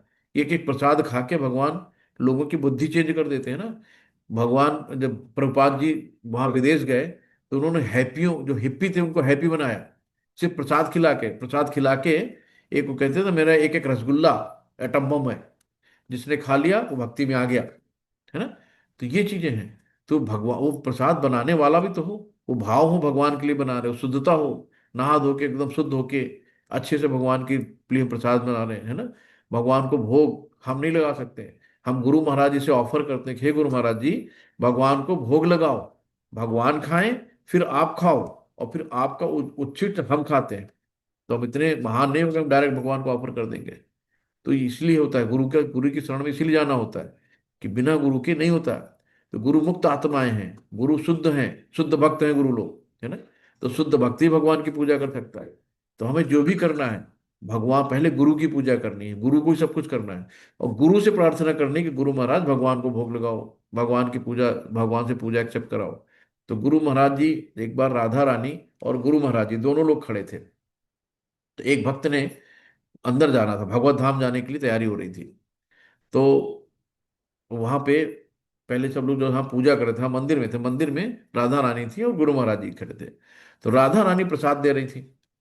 तो जो भक्त है, भक्त जब आगे आया तो गुरु महाराज जी का नहीं, प्रसाद नहीं लेना। तो भक्त ने कहा यार, राधा रानी स्वयं प्रसाद दे रहे हैं, गुरु महाराज जी मना कर रहे हैं, और ये सब बेकार, हम तो लेंगे प्रसाद। उन्होंने ले लिया प्रसाद। जब भगवत धाम जाने की बारी आई, तो वहां गुरु महाराज जी से पूछा गया, आप इनको पहचानते हो? गुरु महाराज जी का नहीं, नहीं पहचानता हूँ, गेट आउट, वापस वहीं गेट से वापस, है ना। तो गुरु की इतनी बड़ी कृपा है कि जब तक गुरु नहीं एक्सेप्ट कहेंगे तब तक आप भगवत धाम भी नहीं जा सकते हो, तब तक वहां अंदर का गेट खुलेगा नहीं। और आजकल नीम हकीम खतरे जान लाखों गुरु पड़े हैं, उनका खुद का तो अता पता है नहीं, है ना। उनका चरित्र कैसा है कि शाम को बैठ के गांजा चरस पी रहे हैं, है ना, लड़कीबाजी कर रहे हैं और बने हैं गुरु। तो इस तरीके से गुरु ने जो परंपरागत प्रणाली में गुरु आते हैं, जो भगवान कृष्ण के द्वारा सीधे भेजे गए गुरु हैं, है ना, हमें उन गुरुओं की शरण में जाना है। तो ऐसे आप चले जाओ, बहुत बनेंगे, कंठी पिला देंगे, नाम दे देंगे, कान में फूंक देंगे, हो गया गुरु। तो उनसे पूछो, उनका खुद का कोई अस्तित्व है नहीं, है ना। तो खुद तो मुक्त हुए नहीं है, खुद तो बंधे हुए हैं चारों सब चीजों में। तो हमें क्या लेके जाएंगे, है ना। तो जाएंगे गड्ढे में गिरेंगे, हमको ले गए गड्ढे में गिरा देंगे जाके। तो ऐसे गुरु से दूर हो जाओ, तुरंत हाथ जोड़ लो, नमस्ते कर लो। तो ये कहा गया है कि 7वें अध्याय में कहा गया है कि वही पूजा कर सकता है जो सारे पापों से मुक्त हो गया हो। तो भगवान उसी की पूजा एक्सेप्ट कराते हैं जो सारे पापों से मुक्त हो चुका हो। तो क्या हम लोग सारे पापों से मुक्त हैं? अपने बारे में विचार करिए। तो इस प्रकार कोई सोच सकता है कि समस्त पापों से मुक्त हुए बिना कोई शरणागति नहीं पा सकता। ऐसे संदेह के लिए यहाँ कहा गया है कि कोई समस्त पापों से मुक्त ना भी हो तो केवल कृष्ण के शरणागत होने पर वो स्वतः मुक्त हो जाता है। जब हम कृष्ण के शरण में जाते हैं तो मुक्त हो जाते हैं, है ना। कितना सरल बोल दिया कि शरण का मतलब है कि पूर्ण रूप से शरणागत होना, ये नहीं कि मन में राम बगल में छुरी। तो हमें पूर्ण रूप से कृष्ण के प्रति शरणागत होना चाहिए, तभी हम मुक्त हो सकते हैं। तो पापों से मुक्त होने के लिए कठोर प्रयास करने की कोई आवश्यकता नहीं है। मनुष्य को बिना झिझक कृष्ण के समस्त जीवों के रक्षक के रूप में स्वीकार कर लेना चाहिए। उसे चाहिए कि श्रद्धा तथा प्रेम से उनकी शरण ग्रहण कर लेना। भगवान ने इसीलिए कहा कि सर्वधर्म परित्याज्य माम एकम शरणम गृहम, है ना। तो सब कुछ छोड़ के मेरी शरण में आओ, अहम तो हम सर्व पाप्य भ्यो, मैं तुम्हें सारे पापों से मुक्त कर दूंगा, डरो मत, है ना। तो ये है भगवान की कृपा। तो यहां कहा गया है, आनुकूल्य से संकल्प प्रतिकूल्य से स्वर्जनम रक्षित विश्वासो गोत्रत्वे वर्णम तथा आत्मनिपेक्ष कार्पण्ये षड विद्या शरणागति। तो 6 विद्याएं हैं शरणागति की। भक्ति के योग के अनुसार मनुष्य को वही धर्म स्वीकार करना चाहिए जिससे अंततः भगवत भक्ति हो सके। तो हमें वही करना चाहिए जिसमें हमें भगवान की भक्ति हम कर सके। समाज में अपनी स्थिति के अनुसार कोई एक विशेष कर्म कर सकता है, लेकिन यदि कर्म करने के कोई कृष्ण भावना तक नहीं पहुंच सकता ना, हम बहुत बड़े समाज सेवी बन जाएं, बहुत हम राष्ट्र धर्म वाले बन जाएं, लेकिन उसमें भगवान नहीं है ना, तो हमें सारे सब काम व्यर्थ हो जाते हैं। जिससे कर्म से कृष्ण भावनामृत की पूर्ण अवस्था ना प्राप्त हो, उससे बचना चाहिए। मनुष्य को विश्वास होना चाहिए कि कृष्ण समस्त परिस्थितियों में उसकी सभी कठिनाइयों से रक्षा करेंगे। हमें विश्वास होना चाहिए, है ना। भगवान ने 9वें अध्याय के 22वें श्लोक में कहा है ना, योग क्षेम वो हम, जो LIC का स्लोगन है कि हम तुम्हारे जो तुम्हें प्राप्त है और जो तुम्हें जरूरत है वो उसकी रक्षा मैं करूंगा, है ना। भगवान स्वयं गारंटी देते हैं। इस विषय में सोचने की कोई आवश्यकता नहीं है कि जीवन निर्वाह कैसे होगा, है ना। लोग सिर्फ परवाह होते हैं, कैसे करेंगे, कैसे चलेगा, कैसे बिटिया की शादी होगी, कैसे हम आगे करेंगे, इसे परेशान रहता है। क्योंकि उसको भगवान से दूर है, भगवान पे भरोसा नहीं, इसीलिए दुखी है। सारा दुख का कारण है कि हम भगवान से दुखी हैं। हमें विश्वास होना चाहिए कि कृष्ण इसको संभालेंगे, है ना। मनुष्य को चाहिए कि अपने आप को सहाय माने और आगे अपने जीवन की प्रगति के लिए कृष्ण को ही अवलंब समझे। कि जो भी कृष्ण करे सो ठीक, एक स्लोगन है, लिख के रख लो, ये गुरु मंत्र है। सब जगह कृष्ण करे सो ठीक, चारों तरफ लिख के लगा दो, जहां आपकी निगाह जाए कृष्ण करे सो ठीक। दुख भी आया कृष्ण की मर्जी, सुख आया कृष्ण की मर्जी, जो कृष्ण करेंगे सब ठीक, है ना। तो हमें बहुत बुद्धि नहीं लगानी पड़ेगी। तो हर जगह स्लोगन लगा दो, कृष्ण करे सो ठीक। तो मनुष्य को चाहिए कि अपने आप को निसहाय निस्सहाय माने और अपने जीवन के प्रति प्रगति के लिए कृष्ण को अवलंब समझे। पूर्ण कृष्ण भावना में होकर भागवत भक्ति में प्रवृत्त होते ही वो प्रकृति के समस्त कलमश से मुक्त हो जाएगा। जैसे भगवान की भक्ति में शुरू होगा, भगवान कहते हैं अहम त्वम सर्व पाप्य भो, तो सारे पापों से भगवान कहते हैं मुक्त कर देंगे, है ना। भगवान ये ना सोचो कि कौन क्या करेगा, सब भगवान संभाले। कि हमें मनुष्य को विश्वास होना चाहिए कि कृष्ण समस्त परिस्थितियों में उसकी कठिनाइयों से रक्षा करेंगे। तो हमें भगवान पे विश्वास तो हो, विश्वास ही नहीं हो पाता, लगता सब मैं ही कर रहा हूं, है ना। तो समस्त कठिनाइयों से भगवान रक्षा करते हैं। तो इसके विषय में सोचने की कोई आवश्यकता नहीं कि जीवन निर्वाह कैसे होगा, कृष्ण इसको संभालेंगे। मनुष्य को चाहिए कि अपने आप को निसहाय न माने और जीवन की प्रकृति में कृष्ण को अवलंब करें। पूर्ण कृष्ण भावनामृत में होकर भगवत भक्ति में प्रवृत्त होते ही वो प्रकृति के समस्त कर्मों से मुक्त हो जाएगा। धर्म की विविध विधियां हैं, ज्ञान, ध्यान योग और आदि शुद्ध करने वाले अनुष्ठान हैं, है ना। लेकिन जो कृष्ण के शरणागत हो जाता है उसे इतने सारे अनुष्ठानों की आवश्यकता करने के पालन नहीं रहते। हमें बहुत कर्मकांड, बहुत विधि, बहुत तपस्या की जरूरत नहीं पड़ती है ना, बहुत अष्टांग योग नहीं करने। क्या करना है? सिर्फ कृष्ण की शरण में जाना है ना। दुर्गत तात न गच्छति, जो भगवान की शरण में है उसकी कभी दुर्गत नहीं होती है ना।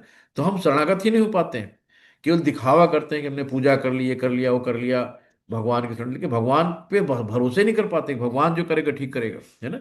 वो लगता है मैं कर रहा हूँ, मैं अपने बच्चों को पाल रहा हूँ, मैं अपने बच्चों का भविष्य बना रहा हूँ, मैं अपने को सब घर चला रहा हूँ, है ना। कुछ नहीं है। और जब दुखी होता है तो भगवान के चरणों में जाके रोने लगता है कि भगवान मेरे साथ ही क्यों, है ना। वो सब भूल जाता है कि इसके पहले तो सब तुम ही कर रहे थे, अब जब बिगड़ गया तो करो मेरे साथ ही क्यों, मेरे साथ ऐसा क्यों हुआ, करा तो तुम ही ने ना, भगवान कुछ नहीं करता। कृष्ण की शरण में जाने मात्र से वो व्यर्थ समय गंवाने से बच जाता है। जब आप कृष्ण की शरण में जाते हो तो आपका टाइम बचता है ना। कि आपने पूर्ण रूप से भगवान पे भरोसा कर लिया, पूर्ण रूप से भगवान पे समर्पित हो गए, भगवान तुम जानो, है ना। सिर्फ गाने से नहीं होता कि तेरा तुझको अर्पण क्या लागे मेरा, हम लोग अर्पण नहीं कर पाते हैं, अर्पित भी करना सीखो। इस प्रकार वो तुरंत सारी उन्नति कर सकता है और समस्त पापों से मुक्त कर सकता है ना। कितना बढ़िया प्रभुपाद जी ने लिखा है यहाँ पे। तो श्री कृष्ण की सुंदर छवि के प्रति मनुष्य को आकृष्ट होना चाहिए ना। कृष्ण से सुंदर कोई है ही नहीं वर्ल्ड में, पूरे ब्रह्मांड में नहीं है। तो इसलिए नाम उनका कृष्ण पड़ा है, क्योंकि वो सर्वाकर्षण है। कृष्ण का नाम क्या है? सर्व आकर्षण, सबको आकर्षित करने वाले, है ना, उसको कहते हैं कृष्ण। जो व्यक्ति कृष्ण की सुंदर सर्वशक्तिमयी छवि से आकृष्ट होता है वो भाग्यशाली होता है ना। कि कितने खूबसूरत है भगवान के। जब भी मंदिर में जाओ तो उनके डायरेक्ट चेहरे को नहीं देखना है, पहले उनके पैरों को देखना है। भगवान के पैर कितने सुंदर है ना, पैर से निगाह नहीं हटेगी, है ना। तो अपनी दृष्टि पैरों में डालनी, फिर धीरे धीरे ऊपर निगाह देखते देखते आखिरी में चेहरा देखना है ना। तो जो व्यक्ति कृष्ण की सुंदर सर्वशक्तिमान छवि से आकृष्ट होता है वो भाग्यशाली होता है ना। तो हमारे अंदर भाव तो आवे। हम जाते हैं मंदिरों में, दाएं बाएं देख के चले आते हैं, ठीक है, भगवान ने तो चलो देख लिया आपको, लेकिन आप भी तो भगवान को सुंदर छवि को निहारो, है ना। उससे आकृष्ट तो हो, उसके लिए आंसू तो बहें। आध्यात्म आदि कई प्रकार के होते हैं, कुछ निर्गुण ब्रह्म के प्रति आकृष्ट होते हैं, कुछ परमात्मा के प्रति, लेकिन जो भगवान के साकार रूप में प्रति आकृष्ट होता है और इससे भी बढ़कर वो साक्षात भगवान कृष्ण के प्रति आकृष्ट होता है, वो सर्वोच्च योगी है ना। कुछ लोग कहते हैं कि भगवान निराकार परम ब्रह्म परमात्मा स्वरूप, भगवान का कोई आकार ही नहीं है ना। उनका कहना है कि शून्य शून्य से मिल गया, जीरो खत्म, जीरो जीरो मतलब जीरो, कुछ है ही नहीं। यह आत्मा ज्योति स्वरूप है, भगवान ज्योति स्वरूप है, ज्योति ज्योति में मिल गई, लाइट लाइट में मिल गई, काम खत्म, है ना। वो ब्रह्मवादी होते हैं, निर्गुण निर्गुण ब्रह्मवादी जिनको कहते हैं, मायावादी, है ना, निर्विशेषवादी, सब एक ही है। हम्म। तो हमको क्या है, हम साकार रूप की उपासना करते हैं, हम कृष्ण के विग्रह की पूजा करते हैं, तो भगवान ने उसको सर्वोच्च योगी कहा। दूसरे शब्दों में अनन्य भाव से कृष्ण की भक्ति गुहितम ज्ञान है ना। अनन्य भाव, अन्य कोई है ही नहीं भगवान के अलावा, वो भाव होने चाहिए, है ना। भगवान अनंत है, उसकी हर चीज अनंत है। तो हमें वो अनन्य भाव, अन्य वही भाव रखना है भगवान के प्रति, यही गुहितम ज्ञान। और संपूर्ण गीता का यही सार है। कर्म योगी, दार्शनिक योगी तथा भक्त योगी सभी आध्यात्मवादी कहलाते हैं, लेकिन इनमें से शुद्ध भक्त ही सर्वश्रेष्ठ है। यहाँ कहा माँ शुचः। माँ शुचः का मतलब डरो मत, मत झिझको, मत चिंता करो। भगवान कहने कोई चिंता करने की जरूरत नहीं है, मत झिझको, डरो मत, आओ मेरी शरण में, मैं तुम्हें सारे पापों से मुक्त कर दूंगा। भगवान कैसे कहें, कैसे समझाएं? बच्चों की तरह प्यार से समझा रहे हैं, लेकिन फिर भी हम लोग ढीठ हैं, है ना। दुर्बुद्धि है दुर्योधन की तरह, दुर्योधन यानी दुर्बुद्धि, है ना। ये दुष्ट मन है, भगवान की तरफ जाने नहीं देता, है ना। माया हप कर जाती, कहीं ना कहीं माया बीच में आके भगवान के बीच में अवरोध बन के आपको हटा देती है। और हम लोग हट जाते हैं, आज मेरी तबीयत ठीक नहीं, आज मैं पूजा नहीं करूंगी, आज कल रात में हम देर से आए थे, आज सुबह तक सोएंगे, आज पूजा नहीं करेंगे, है ना। कहीं ना कहीं वो नहीं कर पाएंगे। आज हम बीमार हो गए हैं, अब हम कैसे पूजा करें, बीमार हैं, भगवान ने हमें बीमार कर दिया इसलिए नहीं करेंगे, है ना। हमारे दिमाग, हमारी बुद्धि हमारी दुश्मन बनी है, उसको हटाओ, भगाओ, उस दुष्ट मन को डंडा लेके मारो। फालतू दिमाग के में नहीं, हमें जो करना है करेंगे, कुछ भी हो, है ना। तो विशिष्ट शब्दों का अंत्यत मनुष्य को यह चिंता होती है कि वो किस प्रकार सारे धर्मों को त्यागे और एकमात्र कृष्ण की शरण में जाए, लेकिन ऐसी चिंता व्यर्थ है।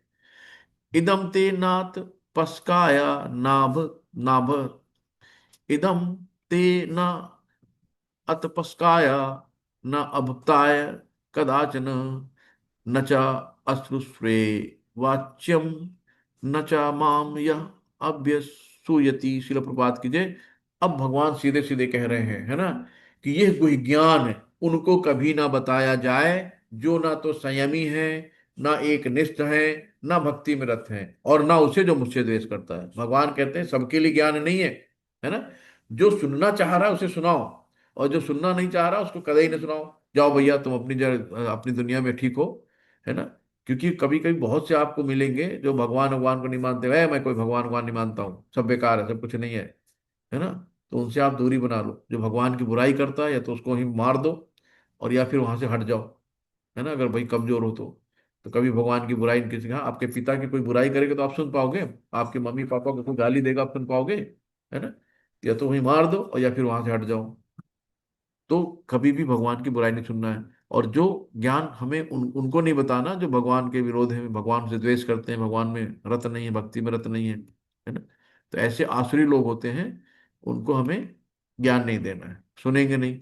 पता लगा कि आपके अंदर जो ज्ञान है वो आपका ज्ञान भी लेके चले जाएंगे और आपको भी आसुर बना देंगे, कहेंगे अरे कहाँ तुम पड़े सब चक्कर, सब बेकार है, कुछ नहीं है। तो आपके मन में भी कीड़ा आ जाएगा, जो भक्ति कर रहे हो भी भक्ति खत्म हो जाएगी, क्योंकि आप उनको समझा नहीं पाओगे, वो आपको समझा ले जाएंगे, है ना। तो हमको ऐसे भाष्यकार लोगों से बचना है ना। तो ये है कि ये ऐसे कामी भोगी लोग होते हैं और भगवान से द्वेष रखते हैं बहुत लोग, तो उनको हमें उनको ज्ञान नहीं देना, उनसे हमें भगवान के बारे में कुछ नहीं बोलना है ना, क्योंकि समझेंगे नहीं, आपका समझाना बेकार है।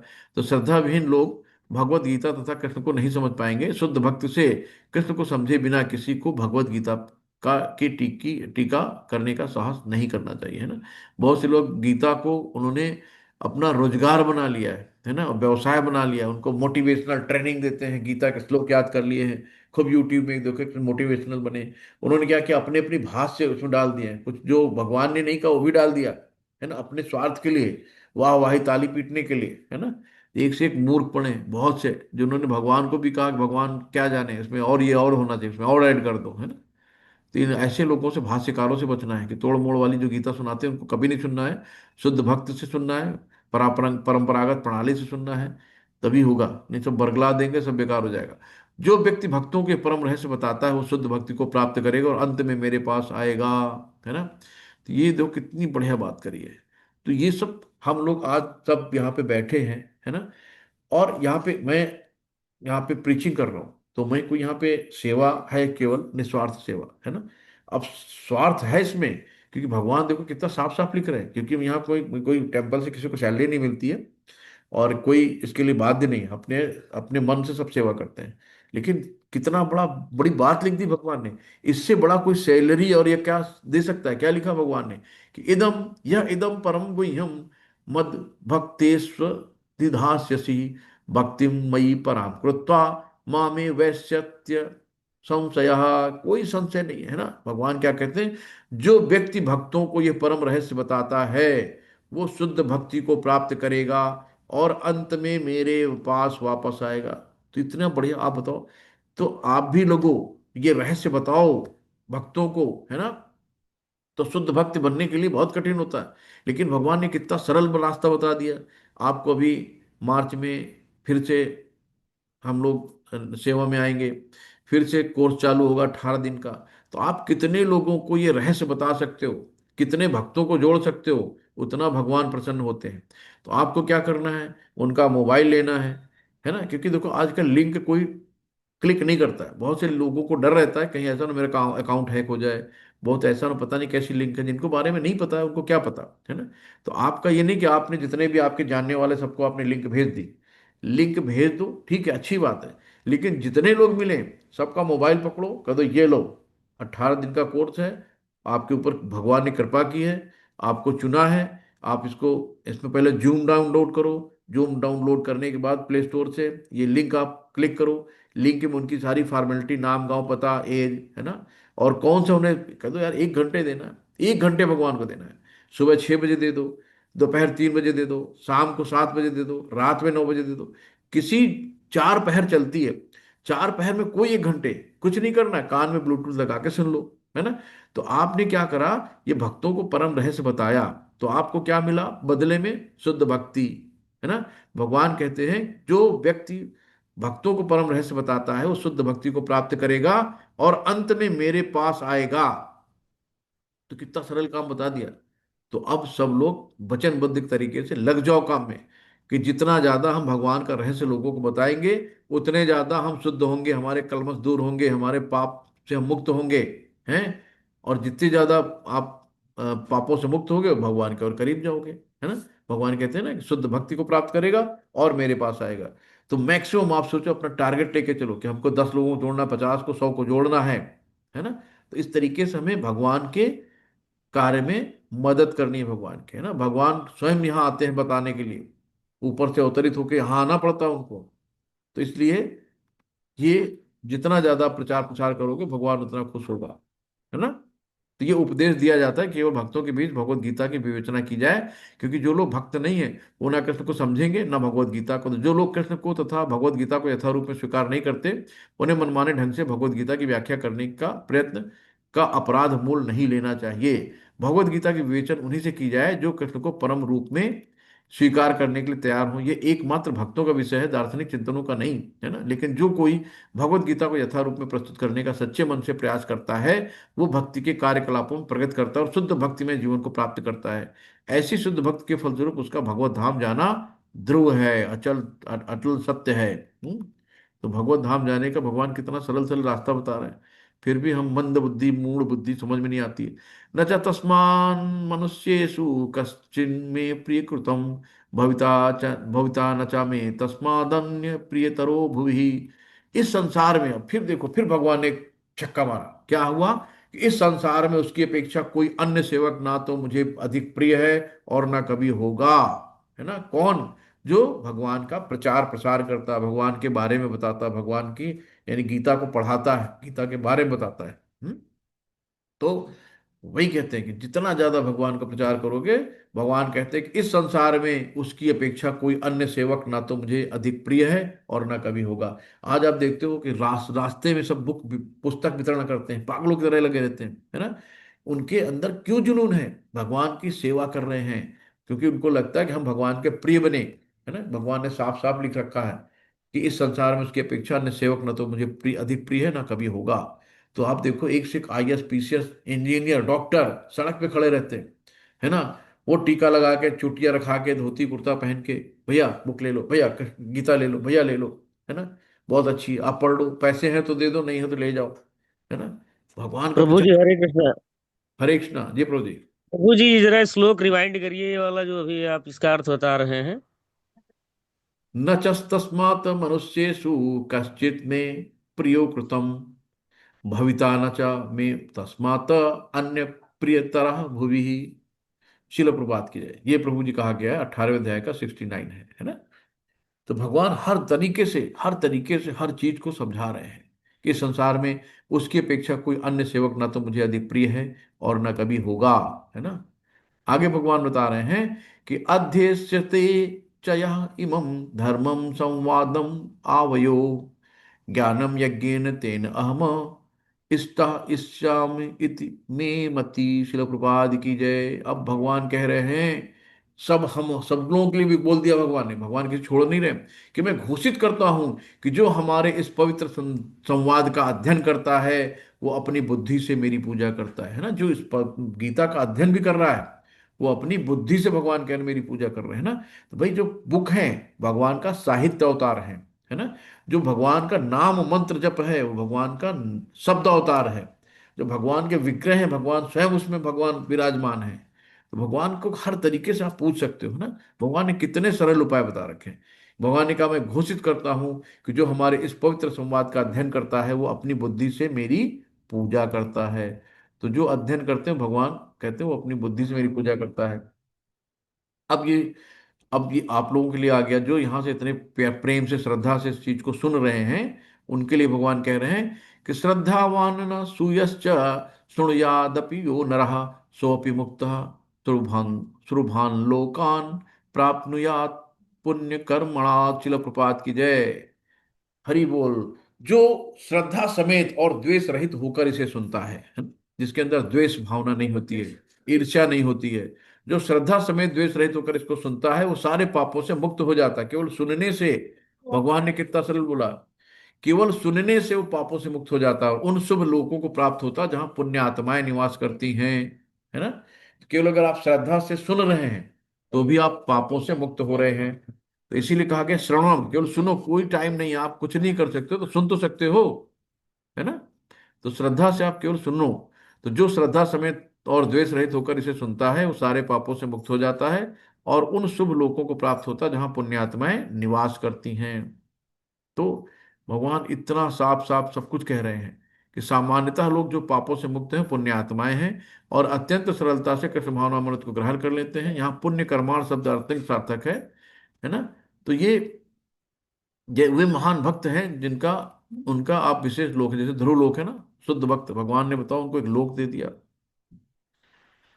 बस हम लोग कच अब आया, कच्चित एतत् श्रुतम पार्थ त्वया एक अग्रेण चेतसा कच्चिन कच्चित अज्ञान सम्मोहा प्रगष्ट ते धनंजय। शिल प्रभात की जय। हे प्रथापुत्र, हे धनंजय, क्या तुमने इस शास्त्र को एकाग्रचित होकर सुना? ये सब आप लोगों से पूछ रहे हैं, क्या आप लोगों ने एकाग्रचित होकर सुना? और क्या अब तुम्हारा अज्ञान या मोह दूर हो गया है तो बताइए। अभी हम लोगों का ज्ञान मोह कहाँ दूर हो पाया? सुना, भूल गए, है ना। कम से कम प्रभुपाद जी ने कहा 6 बार पढ़ो, 6 बार समझो तब समझ में आएगा। तो एक बार में तो अज्ञान मोह दूर ही नहीं हो पाएगा ना। तो भगवान ही कह रहे हैं कि हे प्रथापति यानी अर्जुन यानी धनंजय, हे अर्जुन, क्या तुमने इस शास्त्र को एकाग्रचित होकर सुना? और क्या अब तुम्हारा ज्ञान या मोह दूर हो गया है? भगवान ये कह रहे हैं, है ना। तो हम लोग अपने आप से पूछ सकते हैं। अर्जुन क्या कहते हैं? अर्जुन उवाचो नष्टो मोह स्मृतिर्लब्धा तत्व प्रसादान्य चित्त स्थितो अस्मि गत संदेह करिष्ये वचनम तवा। शिला प्रभात की जय। अर्जुन ने कहा, हे कृष्ण, हे अच्युत, है ना, अच्युत मतलब जिसका कभी नाश नहीं होता, चित्त, अब मेरा मोह दूर हो गया है। आपके अनुग्रह से मुझे मेरी स्मरण शक्ति वापस मिल गई है। अब मैं संशय रहित तथा दृढ़ हूं और आपके आदेशानुसार कर्म करने के लिए उद्यत हूं। तो भगवान से कहा कि हाँ, अब तो आपने जो कहा सही कहा, अब मेरा संशय एकदम दूर हो गया है। अब मैं, तो ये है कि भगवान ने उनको ज्ञान दिया। अब देखो संजय हुआ था, संजय जब जो थे, जो धृतराष्ट्र को सब चीज बता रहे थे कि वहां क्या हो रहा है ना। एक तरह से जैसे पहले दूरदर्शन तो था नहीं, तो संजय दूरदर्शन का काम कर रहे थे, लाइव टेलीकास्ट दे रहे थे वहां पे, है ना। क्यों दे रहे थे? कि व्यास मुनि ने उनको दिव्य चक्षु दिए थे, दिव्य आंख दी थी जिससे वो देख सकते थे। इत्यहम वासुदेवस्य पार्थस्य च महात्मनः संवाद मिमम सौ सौ सौ सौ अद्भुतम, है ना, अद्भुत है, सौ अद्भुतम रोमहर्षणम। तो इति अहम वासुदेवस्य पार्थस्य च महात्मनः संवादम इदम अस्त्रोसम अद्भुतम रोमहर्षणम। एकदम रोंगटे खड़े हो गए भगवान की सब चीज देख के। संजय ने कहा, इस प्रकार मेरा कृष्ण तथा अर्जुन इन दोनों महापुरुषों की वार्ता सुनी और ये संदेश इतना अद्भुत है कि मेरे शरीर में रोमांच हो रहा है ना। ये देख के रोए रोए खड़े हो गए। तो ये है, तो ये इतना अद्भुत है ना, कि ये निष्कर्ष निकला जहां जहां कृष्ण था अर्जुन है वहीं वहीं विजय होती है। तो अब उसके बाद ये होता है कि व्यास प्रसादात श्रुतवान एतत् गुहितम अहम परम योगम योग ईश्वरात कृष्णात साक्षात कथयत स्वयं। तिल प्रपात की जय। व्यास की कृपा से मैंने ये परम गुही बातें साक्षात योगेश्वर कृष्ण के मुख से अर्जुन के प्रति कही जाई सुनी, है ना। व्यास जी ने इनको दिव्य चक्षु दिए थे जिसकी वजह से भगवान की सब बातें सुन सके, है ना। तो ये है। और उसके बाद सेकंड लास्ट और है कि राजन संस्मृत्य संवादनम इमाम अद्भुतम केशव अर्जुनयो पुण्यम हृष्यामि या हृष्यामि च मुहु मुहु मुहुर्मुहु। शिल प्रपात की, हे राजन, जब मैं कृष्ण तथा अर्जुन के मध्य हुई इस आश्चर्यजनक तथा पवित्र बातों का बारंबार स्मरण करता हूँ तो प्रतिक्षण अल्हाद से गदगद हो जाता है, इतना खुशी मिलती है, अल्हाद, सुख, आनंद, है ना। तो अर्जुन कह रहे हैं कि मैं जब भी सुनता हूँ मैं अल्लाह से गदगद हो उठता हूँ। तो भगवत गीता के ज्ञान इतना दिव्य है कि जो भी अर्जुन तथा कृष्ण के संवाद को जान लेता है वो पुण्य आत्मा बन जाता है और इस वार्तालाप को भूल नहीं सकता। आध्यात्मिक जीवन की यह दिव्य स्थिति है। दूसरे शब्दों में, जब कोई गीता को सही स्रोत अर्थात प्रत्यक्ष कृष्ण से सुनता है तो उसे पूर्ण कृष्ण भावनामृत प्राप्त होता है। कृष्ण भावनामृत का फल ये होता है कि वो अत्यधिक प्रबुद्ध हो जाता है और जीवन का भोग आनंद सहित कुछ काल तक नहीं अपितु प्रत्येक क्षण करता है ना। तो हम लोग सुख ढूंढते हैं हर चीज में, अपने सुख कितनी कितनी लड़ाई करते हैं, कितना टेंशन लेते हैं, लेकिन भगवान कहते हैं ना कि ये जो जीवन का भोग आनंद सहित कुछ काल तक नहीं अपितु प्रत्येक क्षण आनंद रहता है जो भगवान से लीन रहता है, जो कृष्ण भावनामृत में रहता है ना। तच्च संस्मृत्य संस्मृत्य रूपमत्यद्भुतम हरे, विस्मयो मे महान्नाजन, हृष्यामि च पुनः पुनः। है ना। हे राजन, भगवान कृष्ण के अद्भुत रूप का स्मरण करते ही मैं अत्यधिक अधिकाधिक आश्चर्यचकित होता हूँ और पुनः पुनः हर्षित होता हूँ। है ना। ये चीजें सुन सुन के बार बार सुनने का मन करता है ना। यत्र योगेश्वरम कृष्णो यत्र पार्थो धनुर्धरः, तत्र श्री विजयो भूर्तिर्ध्रुवो नीतिर्मतिर्ममम्। जहां योगेश्वर कृष्ण हैं और जहां परम धनुर्धर अर्जुन हैं, वही ऐश्वर्य विजय अलौकिक शक्ति तथा नीति भी निश्चित रूप से होती है। ऐसा मेरा मत है। हरे कृष्णा। तो ये हुआ युद्ध। तो वास्तव में अर्जुन तथा युधिष्ठिर के बीच में था ना। अर्जुन अपने ज्येष्ठ भ्राता युधिष्ठिर को लड़ रहा था, क्योंकि कृष्ण तथा अर्जुन की ओर से अति युधिष्ठिर की विजय ध्रुव थी। है ना भाई, भगवान जहां है तो वहां विजय होनी होनी है। ऐसे अनेक अल्पज्ञ व्यक्ति हैं जो भगवत गीता को युद्ध स्थल में दो मित्र की वार्ता के रूप में ग्रहण करते हैं, लेकिन ऐसा ग्रंथ कभी भी शास्त्र नहीं बन सकता। है ना। कुछ लोग विरोध करते हैं कि कृष्ण ने अर्जुन को युद्ध करने के लिए उकसाया, जो अनैतिक था, लेकिन वास्तविकता तो यह है कि भगवत गीता नीति का परम आदेश है। ये नीति विषय आदेश के 9वें अध्याय 34वें श्लोक में मन मना भो मद भक्तो मद्याजिमा नमस्कुरु ममी वैश्य सत्यम ते प्रतिजानो प्रेत में है ना, कि मनुष्य को कृष्ण का भक्त बनना चाहिए। और सारे धर्मों का सार है कि कृष्ण की शरणागति लेनी है। सर्वधर्म परित्याजम माम एकम शरणं व्रजम, अहम त्वां सर्वपाप्येभ्यो मोक्ष मामी मास्तुचु। तो भगवत गीता का आदेश धर्म तथा नीति की परम विधि है। अन्य सारी विधियां भले ही शुद्ध वो करने वाली हो, इस विधि तक ले जाने वाली हो, लेकिन गीता का अंतिम संदेश समस्त नीतियों तो धर्मों का सार वचन है। कृष्ण की शरण ग्रहण करो या कृष्ण को आत्मसमर्पण करो, यही 8वें अध्याय 18वें अध्याय का मत है ना। तो हमें भगवान की शरण ग्रहण करनी है, शरणागत क्यों नहीं है, तो हमारे सारे पापों से मुक्ति हो जाएगी। तो यही है कि भगवत गीता से हम समझ सकते हैं कि ज्ञान तथा अध्यान अपनी अनुभूति की एक दूसरे, लेकिन कृष्ण की शरणागति सर्वोच्च सिद्धि है। ये भगवत गीता के उपदेश का सार है ना। सार है क्या? शरणागति होना। वर्णाधर्म धर्म के अनुसार कर्म कांड का मार्ग ज्ञान का कोई मार्ग हो सकता है, लेकिन धर्म के अनुष्ठान के गुहि होने पर भी ध्यान तथा ज्ञान गुहितर है। पूर्ण कृष्ण भावनान्वित होकर भक्ति की कृष्ण शरणागति गुहितम उपदेश है ना। पूर्ण कृष्ण की शरणागति गुहितम उपदेश है। यही 18वें अध्याय का सार है। तो भगवत गीता की अन्य विशेषता यह है कि वास्तविक सत्य भगवान कृष्ण है। तो परम ट्रू जो सत्य है भगवान ही है। कौन? कृष्ण। परम सत्य की अनुभूति तीन रूपों में होती है: निर्गुण ब्रह्म, अंतर्यामी परमात्मा और भगवान श्री कृष्ण। यानी कि जो निर्गुण ब्रह्म है, जो निर्विशेषवादी मायावादी हैं, वो ब्रह्म ज्योति तक जाते हैं। ब्रह्म ज्योति क्या है? भगवान के शरीर का तेज, भगवान के शरीर का जो प्रकाश है ना, उनकी जो वो ब्रह्म ज्योति है। तो जो योगी ध्यान करके वहां तक पहुंच जाते हैं ब्रह्म ज्योति तक, बोलते हैं बस मैं पहुंच गया। अगर भाई उनको गाड़ी के इंजन की लाइट तो दिख रही है, लेकिन लाइट के पीछे इंजन है, इंजन के पीछे बोगी जहाँ पे बहुत से जीव बैठे हो, आत्माएं बैठी हैं, सवारियां बैठी हैं, है ना। और से पीछे जाओ, वो लाइट देखा बस वहीं अटक गए। तो हमें ब्रह्म ज्योति तक नहीं जाना है। हमें क्या करना है? अंतर्यामी परमात्मा। अंतर्यामी परमात्मा कौन? क्षुरोदक्षय विष्णु, जो हर एक जीव के हृदय में विद्यमान है। तो जो बहुत शास्त्रों का अध्ययन करते हैं, बहुत पढ़ते लिखते हैं, वो कहाँ तक जाते हैं? परमात्मा का साक्षात कर लेते हैं। भाई हाँ, हमारे हृदय में परमात्मा, उसके दर्शन हो गए, वो बहुत है। लेकिन जो भक्त होता है भगवान का, श्री कृष्ण का भक्त, वो भगवान श्री भक्त की अर्चा विग्रह की पूजा करता है, परमानंद लेता है ना। तो पूर्ण रूप से आनंद, सच्चिदानंद भगवान अपने विग्रह की पूजा करने से भक्तों को देते हैं। तो परम सत्य के पूर्ण ज्ञान का अर्थ है कि कृष्ण का पूर्ण ज्ञान। यदि कोई कृष्ण को जान लेता है तो ज्ञान के सारे विभाग इसी ज्ञान के अंश है। कृष्ण की दिव्य है, कृष्ण दिव्य है यानी डिवाइन, क्योंकि वे अपने नित्य अंतरंगा शक्ति में स्थित होते हैं। जीव उनकी शक्ति से प्रकट होता है ना। हम लोग भगवान की तटस्था शक्ति है, जो जीव है भगवान की, है ना, बहिरंगा शक्ति, अलादनी शक्ति, आंतरिक शक्ति, और बीच वाले हम लोग जीव कितने तटस्था शक्ति में आते हैं। तो ये होता है। तो नित्यबद्ध और नित्य मुक्त ऐसे जीवों के अनासक्त, है ना, तो कृष्ण के मूल अंश माने जाते हैं। भौतिक शक्ति 24 प्रकार से प्रकट होती है। सृष्टि शाश्वत काल द्वारा प्रभावित तथा बहिरंगा द्वारा सर्जित तथा संहार होता है ना। तो जो काल भगवान स्वयं है, बहिरंगा शक्ति तथा तो जो प्रकृति है। तो इस तरीके से हर चीज बार बार प्रलय आती है ना, प्रकट होता है अप्रकट होता है। तो पांच विषय भगवान, पहला भगवान, दूसरा है भौतिक प्रकृति, तीसरा है जीव, चौथा है शाश्वत काल तथा सभी प्रकार के कर्म। ये पांच प्रमुख विशेषों की व्याख्या भगवत गीता में की गई है। पूछा जाता है, क्वेश्चन भी आता है कि भगवत गीता में 5 विषयों की व्याख्या की गई। विषय प्रमुख कौन से हैं? पहला क्या है? भगवान, है ना? और दूसरा क्या है?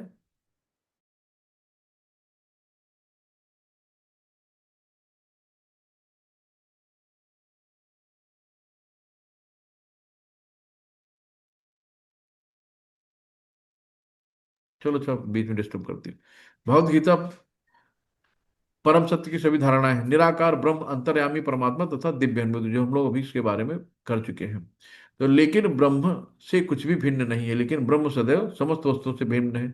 भगवान चैतन्य का दर्शन अचिंत भेदा भेद है ना, कि जिसके बारे में हम सोच भी नहीं सकते, अचिंत, उसके बारे में, ये दर्शन परम सत्य है। तो ये चीजें हैं। अपने जीव अपने मूल रूप से शुद्ध आत्मा परमात्मा का एक परमाणु मात्र है, इस प्रकार भगवान कृष्ण उपमा सूर्य से की गई है ना। तो इस प्रकार भगवत गीता के 18वें अध्याय उपसंहार, है ना। तो ये हम लोग आज इसको कंप्लीट करते हैं। उपसंहार सन्यास की सिद्धि का भक्ति वेदांत तात्पर्य पूर्ण हुआ। शिल प्रपाद की जय, गुरु महाराज जी की जय। हरे कृष्णा, सभी को दंड प्रणाम। तो आज हम लोग इस अध्याय का समापन हुआ, और सबसे उम्मीद करते हैं कि सबने ध्यान से सुना होगा और इस चीज को ग्रहण किया होगा। और इसमें जो भी चीजें हैं बहुत सरल हैं, और सिर्फ इस बात को कहती हैं कि सर्वधर्म परित्याजम मामेकम, सारे धर्म को छोड़ के मेरी शरण में आओ, मैं तुम्हें सारे पापों से मुक्त कर दूंगा, डरो मत, भगवान स्वयं कहते हैं, है ना।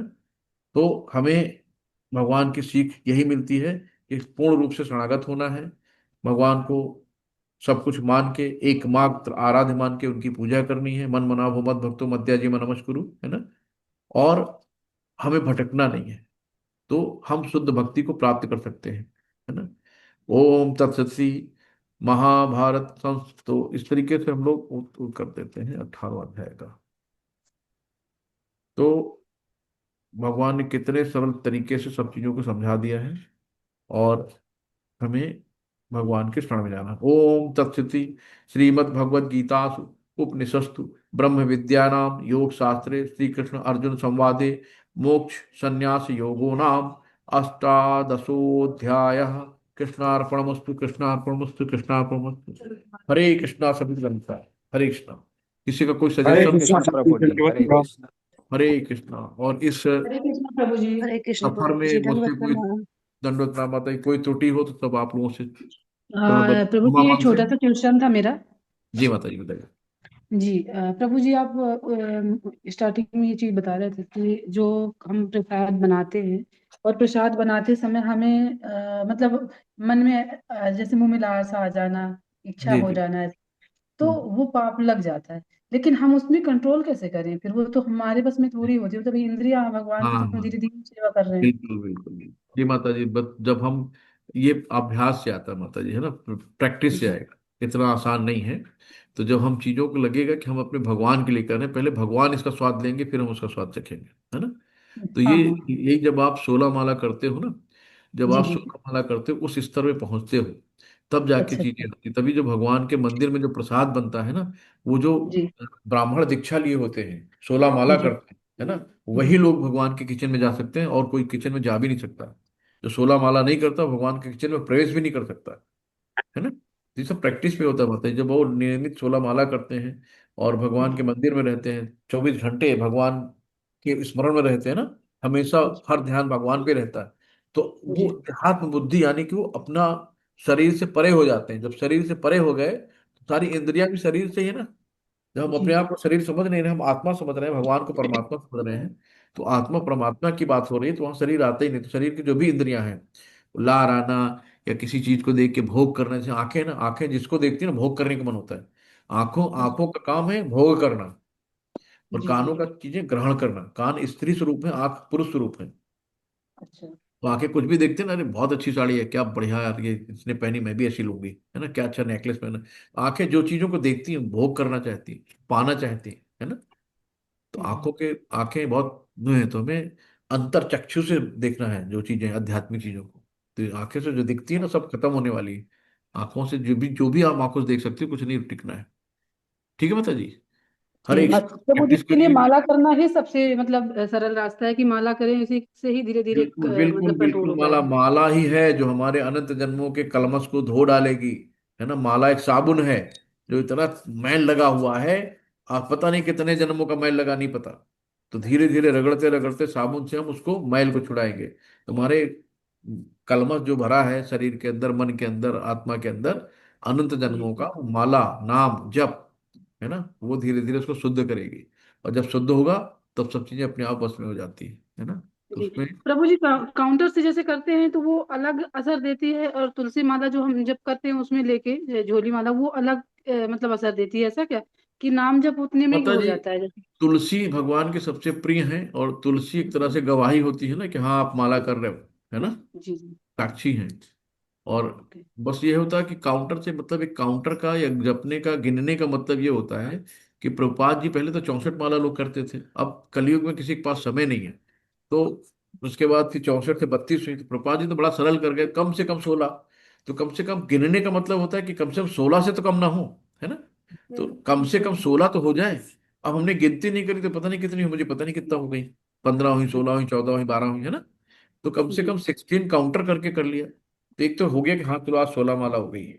तो 16 माला तो कम से कम हो जाए, बाकी आपकी इच्छा 16, 32, 64 जितनी कर पाओ, है ना। तो जी लोग 64 माला भी करते हैं। आज एकादशी है, जितनी माला करेंगे 1 गेट 100 फ्री। तो जी 1000 फ्री भी बहुत लोग कह देते हैं। तो मतलब आज ऑफर चल रहा है कि जितनी माला करोगे उसका 100 गुना आपको फल मिलेगा। तो आज जितनी ज्यादा माला कर लो अच्छी बात है ना। भगवान का स्मरण करो, इधर उधर प्रजल्पा में नहीं रहो, पंचायत में नहीं रहो, शुद्ध भगवान की भक्ति करो। आज एकादशी है, व्रत रहो, सारा दिन भगवान का नाम जपो, भगवान की पूजा करो, अपने नियत कर्म भी करो, है ना, उनको नहीं छोड़ना है। केवल अन्न नहीं खाना, बाकी आप कुछ भी खाओ, अन्न का परहेज रहता है बस। हरे जी। कृष्णा, और किसी को कोई हरे क्वेश्चन? कृष्णा प्रभु जी, बहुत अच्छा, आपने बहुत धन्यवाद। अच्छे से समझाया। हरे कृष्ण। धन्यवाद। हरे तो ये कृष्ण। क्लास कैसी रही आप लोगों का, जो 18 दिन का एक्सपीरियंस था, कुछ आप शेयर करना चाहेंगे कोई लोग? सबका हरे आमंत्रण है। कृष्णा प्रभु जी, एक क्वेश्चन है। जी माता जी, हरे कृष्णा, बोलिए माता जी। प्रभु जी, तो इसमें लिखा है कि जो जिनको कृष्ण में आस्था नहीं होती है या द्वेष होता है, उनको ये सब चीजें मतलब भगवत गीता के बारे में नहीं बताना चाहिए। हाँ मतलब जबरदस्ती आप उनको बताने जा रही हो, और आपको ही समझाए जा रहे हैं, है ना। पता चला कि आप उनको समझा रहे हो, वो आपको समझा रहे हैं। तो उसमें क्या होता है कि जो निगेटिव लोग होते हैं ना, वो जल्दी आप पे हावी हो जाते हैं और आपको जल्दी समझा देते हैं। तो आपके अंदर जो भक्ति है वो भी किनारे चली गई, लेकिन क्या यार फर्जी जो है इसमें लगे हो, सुबह उठना, ये करना, वो करना, कुछ नहीं होता इसमें। तो आप ही को हाँ यार, सब तो सोते रहते हैं, तो हम भी चलो सो लेते हैं। तो जो आप भक्ति की तरफ अग्रसित थे, तो कोई ना कोई सफेद मगरमच्छ आया और उसने आपको वहां से दूर कर दिया, है ना।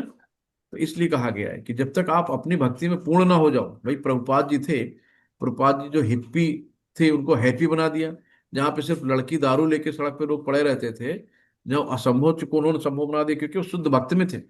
तो हम लोग अभी शुद्ध भक्त नहीं है, है ना, हम लोग अभी बहस नहीं कर सकते लोगों से, हमारे अंदर उतना ज्ञान नहीं है कि हम लोगों को संतुष्ट कर पाए, वो हमें संतुष्ट करके चले जाएंगे, तो हमारी भक्ति को निगेटिव करके चले जाएंगे। तो ऐसे भक्तों से दूर रहो, ठीक है, अपनी शुद्ध भक्ति करो, ठीक है माता जी। लिंक शेयर अरे कर सकते हैं ना, मतलब लिंक तो कम से कम शेयर कर दें, जैसे हम हाँ बात हाँ, नहीं। हाँ लिंक शेयर कर दो, आप उनसे बात कह सकती हो, है ना। अगर वो समझना चाहते हैं, सुनना चाहते हैं, तो आप उनको सुनाओ, अच्छी बात है। लेकिन जो सुनना ही नहीं चाहता है, आपने लिंक भेजी, उसने पलट के आपको दो बातें कह दी मोबाइल में कि मेरे पास क्यों भेज दिया, आप जानती है मैं सब, मुझे वो नहीं है, तो उनसे क्षमा मांग लो, ठीक है, जबरदस्ती नहीं करना। बहुत से लोग हैं जो पॉजिटिव हैं, जो भगवान को जानना चाहते हैं, भगवान का नाम लेना चाहते हैं, आप उनके पीछे पड़ो, उनको भगवत भक्ति लाओ, उनको रास्ता दिखाओ, ये पुण्य काम है ना। मुझे भी शुरू में बिल्कुल मतलब एक तरह से मुझे द्वेष ही था, मैं भी एक्सेप्ट नहीं करती थी कि श्री कृष्ण भगवान है, क्योंकि मेरी श्रद्धा किसी और भगवान में थी। तो शायद मैं भी द्वेष वाले स्थिति में ही थी, लेकिन अब मैं आ चुकी हूँ इसमें। देखो ये बीज बीज होते हैं, कौन बीज कब अंकुरित होता है नहीं पता है ना। तो आपका बीज पड़ा था पहले का, तो अब समय आया तो अंकुरित हुआ है ना। तो ऐसे ही है, कब किसका बीज अंकुरित होगा नहीं पता, तो आपको हवा देनी है ना। बाकी भगवान जब बुद्धि देंगे तभी होंगे। जी हरे कृष्ण प्रभु जी, धन्यवाद जी, बताइए। हरे कृष्णा। किसी का और क्वेश्चन है कोई? हरे कृष्णा प्रभु जी, हरे कृष्णा लेवल प्रभु जी। 3 के बारे में क्या है? लेवल 3 अभी कल से स्टार्ट होगा कि क्या है? सुनीता माता जी, हरे कृष्णा। जी, हरे हरे कृष्णा प्रभु जी। जी सादर जी प्रणाम जी प्रभु जी। जी, दर्शन। हाँ माता जी, देखिए आप लोगों को ग्रुप में शेयर किया जा चुका है। आपको कौन सा टाइम चाहिए? 3 टाइम क्लास होती है ये, वो आपको ग्रुप में शेयर कर चुके हैं और दोबारा मैं फिर कर दूंगी आज। और सबसे बड़ी बात है कि आप लोगों का बहुत बहुत धन्यवाद कि आप फर्स्ट लेवल से सेकंड लेवल तक जुड़े रहे, है ना। आप लोगों को बहुत कोटि कोटि प्रणाम जो लोग रेगुलर आए हैं। तो आप लोग आगे ये प्रयास कीजिएगा कि आप नए लोगों को जोड़ सके, है ना। आपके दोस्त हैं, आपके जो भी परिवार के लोग हैं, कोशिश कीजिए कि इस मतलब इस रास्ते पे उनको ला सकें। तो थर्ड लेवल के लिए माता जी आप लोग ना अपने जो सर्टिफिकेट हैं सेकंड लेवल के मेरे नंबर पर सेंड कर दीजिएगा, क्योंकि आगे वो सबमिट होंगे। ठीक है माता जी। जी हरे कृष्णा जी सभी को। तो और कुछ भी अगर आपको प्रॉब्लम तो मेरा नंबर है ही ग्रुप में, मुझे कभी भी मैसेज या कॉल कर सकते हैं। जी, हरे कृष्णा तो माता सब जी। लोगों का माता जी, सब लोगों का बहुत बहुत धन्यवाद। और प्रभु जी आपका बहुत बहुत धन्यवाद, आपने इतने अच्छे से और सरल भाषा में सबको समझाया। नहीं नहीं, माता जी और बस। सभी भक्तों का धन्यवाद। हरे कृष्णा सब आप माता लोग। माता जी, हरे कृष्णा, दंडवत प्रणाम। हरे कृष्ण। हरे माता जी, कृष्णा प्रभु जी। सर्टिफिकेट कैसे मिलेगा, कहाँ से? प्रभु जी आप क्यूज कर रहे होंगे ना, क्यूज में लास्ट में आता है, अच्छा अच्छा, डाउनलोड ठीक है करना ठीक। पड़ेगा आपको। ठीक है जी।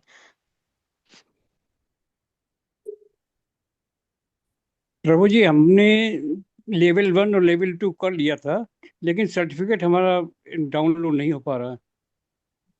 अच्छा माता जी, जरा इनकी कुछ हेल्प हाँ कर जी। दीजिए गुरु जी को। हाँ प्रभु जी एक काम कीजिए, आप मुझे मैसेज कीजिए, मैं आपको बताती हूँ, आपको बात करती हूँ आपसे, ठीक है, कहाँ से क्या होगा। थैंक यू माता जी। हरे कृष्णा माता जी। जी हरे कृष्णा प्रभु जी। धन्यवाद। ये बहुत अच्छा क्लास था, आपका बहुत बहुत धन्यवाद। हरे कृष्णा सभी गण प्रणाम। तो ठीक है, फिर आप लोग आगे की तैयारी करिए और आगे बढ़िए भगवत भक्ति में, है ना। तो आपको सभी को शुभकामनाएं, भगवान सबको सद्बुद्धि दे, ज्ञान दे। और फिर हम लोग मिलते हैं नेक्स्ट में। वांछा कल्पतरुभिक्षाः कृपा सिंधु एव च पतितानां पावनेभ्यो वैष्णवभ्यो नमो नमः। अनंत कोटि वैष्णव वृंद की जय, शिल प्रभुपाद की जय जय, अपने अपने गुरु महाराज जय की, समवेत भक्त वृंद। जय। जय जय श्री राधे, जय जय जय श्री राधे राधे। श्री राधे। हरे कृष्णा हरे कृष्णा हरे कृष्णा कृष्णा कृष्णा कृष्णा हरे हरे, कृष्णा हरे हरे, हरे हरे राम राम राम राम राम हरे राम हरे। हरे हरे। हरे हरे कृष्णा कृष्णा कृष्णा कृष्णा कृष्णा कृष्णा हरे हरे, कृष्णा हरे हरे, हरे राम हरे राम राम राम हरे राम हरे। राम हरे हरे हरे। कृष्णा हरे कृष्णा कृष्णा कृष्णा हरे कृष्णा हरे, कृष्णा हरे हरे, हरे हरे राम राम राम हरे राम हरे। राम हरे हरे हरे। कृष्णा सभी को दंड प्रणाम और एकादशी की ढेर सारी शुभकामनाएं। हरे हरे कृष्णा। कृष्णा हरे प्रभु जी, कृष्णा प्रभु हरे दंडवत जी कृष्णा प्रणाम। सादर प्रभु जी, दंडवत प्रणाम प्रणाम। सभी को, हरे हरे आपको भी कृष्णा। कृष्णा दंडवत दंड प्रणाम। प्रणाम सभी को। हरे कृष्णा, हरे सभी कृष्णा। को हरे कृष्णा। हरे कृष्णा प्रभु।